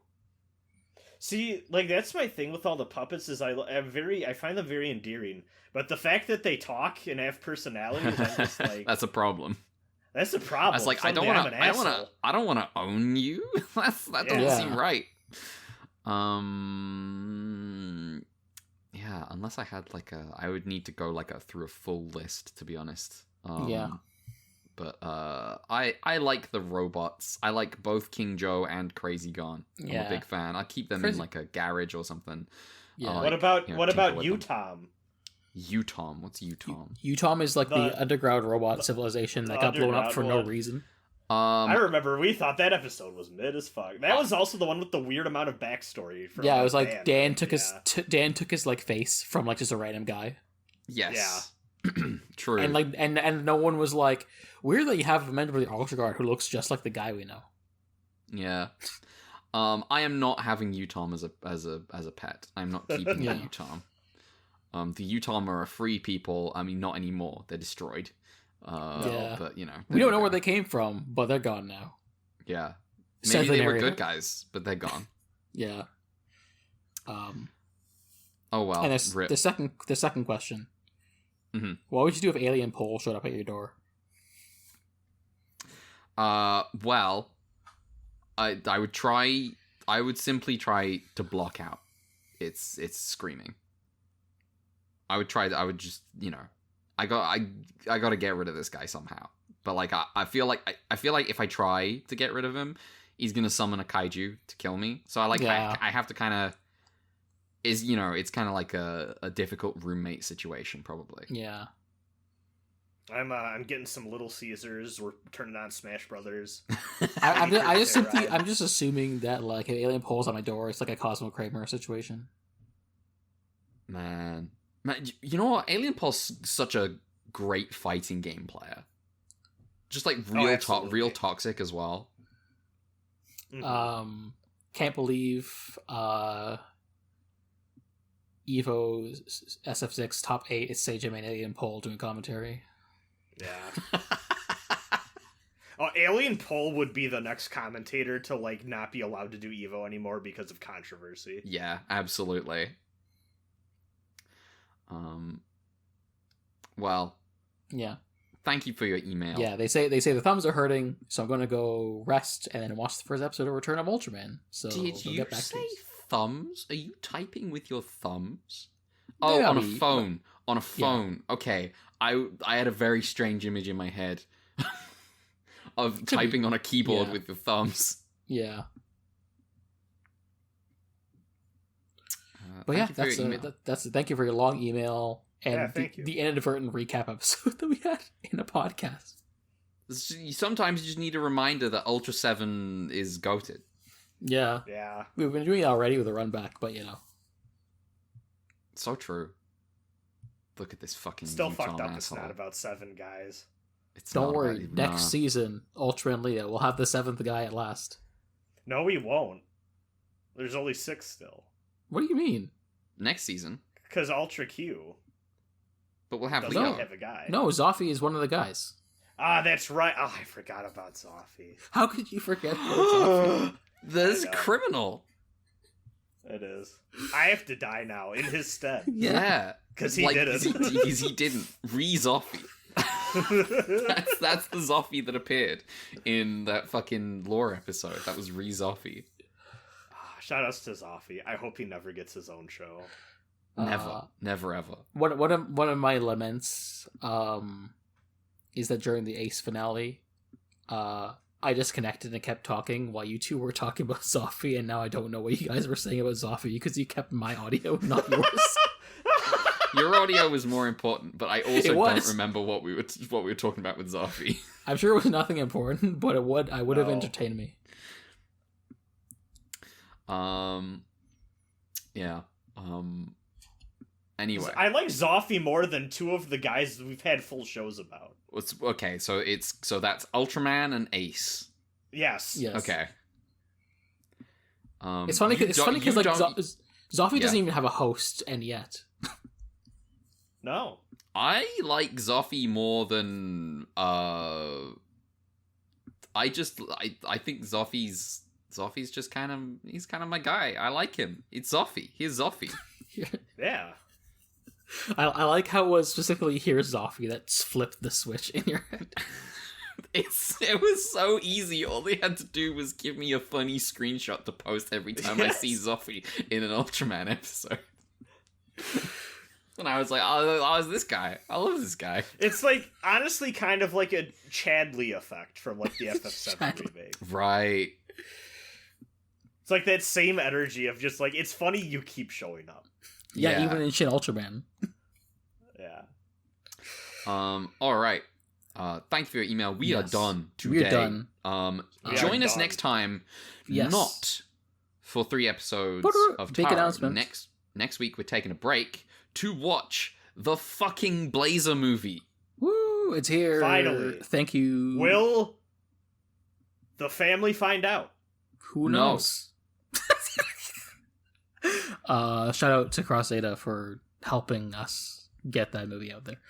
I can't wait to watch the stage, like all the actors bowing at the end of the movie, and we get to see all the actors that played his son come up on stage and bow together. I allegedly have the Blu-ray coming in this week sometime, so Yeah. we'll see if that actually happens in time for the thing to come out. That Blu-ray release, not only was it delayed to hell and back, it seems like they're having some that probably seems to be part of the reason. Like maybe there wasn't a immediate movie up on the cat site because there's a lot of people just didn't get it for a while. Yeah. But it's there now. You're welcome. We're watching it next week. I'm thinking that by the time people hear this, it'll be like 3-ish days to get emails and stuff in. So maybe I'm gonna probably watch the movie today and get the sorter done. But 2, I may also just put an announcement so people are like, hey, you have a week's notice. Just because, you know, Yeah. It's like technically a finale. So maybe you'll have already heard an announcement already. So yeah, we will be watching that movie. That is all we're doing. We're taking a little break. But then after Nice. that, we're Little break, and then after that, we're doing another batch of art. yeah, we're doing. So the next week, Blazer movie only. The week after, we're doing both. You know, regular Taro week. Plus an arc batch. 17 to 20. Also for you two, episode 32 and 34 are ones to use the alternate. You know, yeah. I see. We are marching onwards. We still don't know. One day we'll know. Yeah. What the deal is with this. The thing that we definitely do not know.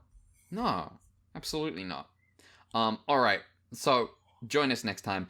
If you want to follow us on social media, you can do so on Twitter at @ultra_Q. That is at @ultra_QUE. On Blue Sky, we are at @ultraQUE. No underscores on Blue Sky. Mal. Hi, you can follow me at Dear Crowns on Twitter and Blue Sky. We have an email, ultraqpod@gmail.com, if you are going to send in stuff for the super finale of Blazer and also including kaiju sortings. That would be the place to send them. If you're hearing this right on the day of release, it'll be like 3 days till we record, so chop. And yeah, if you want to provide for the coffee for potentially subbing the things that need subbing, go to UltraQ Fund. And as usual, I don't say this enough in the episodes, but all the links are in the description of either the podcast or the video. Brad. Yeah, you can find me everywhere at BeInvoked. That's BEINVOKED with an underscore on Twitter, without on Blue Sky. Also watch me on YouTube. Me and my friend Drake streamed some good Tekken yesterday, and also, that was fun. We, I think, have penciled in for tomorrow as a day of recording Abyss, right? Yeah. So I almost forgot about that, but thank you for reminding me. How Abyss going? It's going slowly, but it's going well. The main thing that disappoints me is just life is hard to schedule, and so we're not making as much progress as fast as I would like. But that's just like us as people. Yeah. It's nothing about the game itself. So being an adult is hard to find time to do creative projects. Yeah. Just don't. Yeah. Don't be an adult. Very simple. Which is why I'm actually which is also why I've carved out time later this afternoon to not do any of the responsible things I was planning on doing, but instead to record more Elden Ring, because it's about time. I have like a you're bunch. on your way to the end of Elden Ring? I have a bunch of Yeah. games that I was in the middle of streaming for like a year, and like I haven't been able to progress with them this year, which is embarrassing. So Elden Ring Let's Player finally plays Elden Ring. yeah, your Yeah, therapist would be so pleased. I don't know if he's still saying No, I've been done for a while, yeah, actually. I but feel like every now and I again, remember that, but you know, every now and again, I'm just like, damn, she probably thinks I'm a real asshole for never finishing that. yeah. The DLC came out and everything.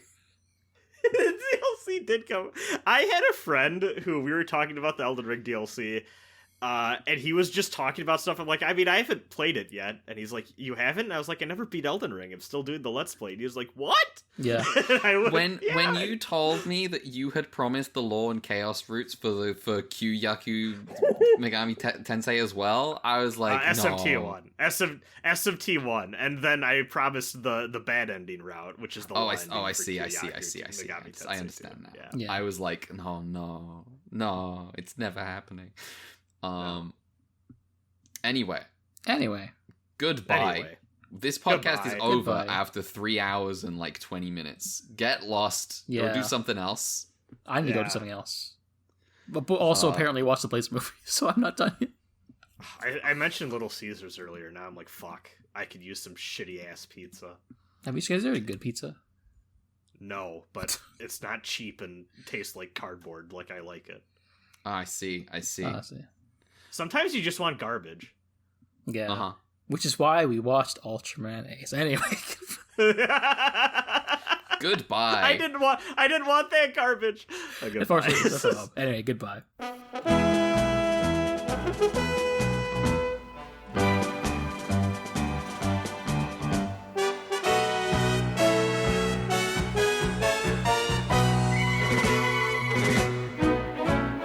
宇宙に平和が来るまでは力を合わせるんだ6兄弟だろう行くぞみんな揃い今が地球を救う時だぞ進め進め進め守れ守れ守れ我らウルトラ6兄弟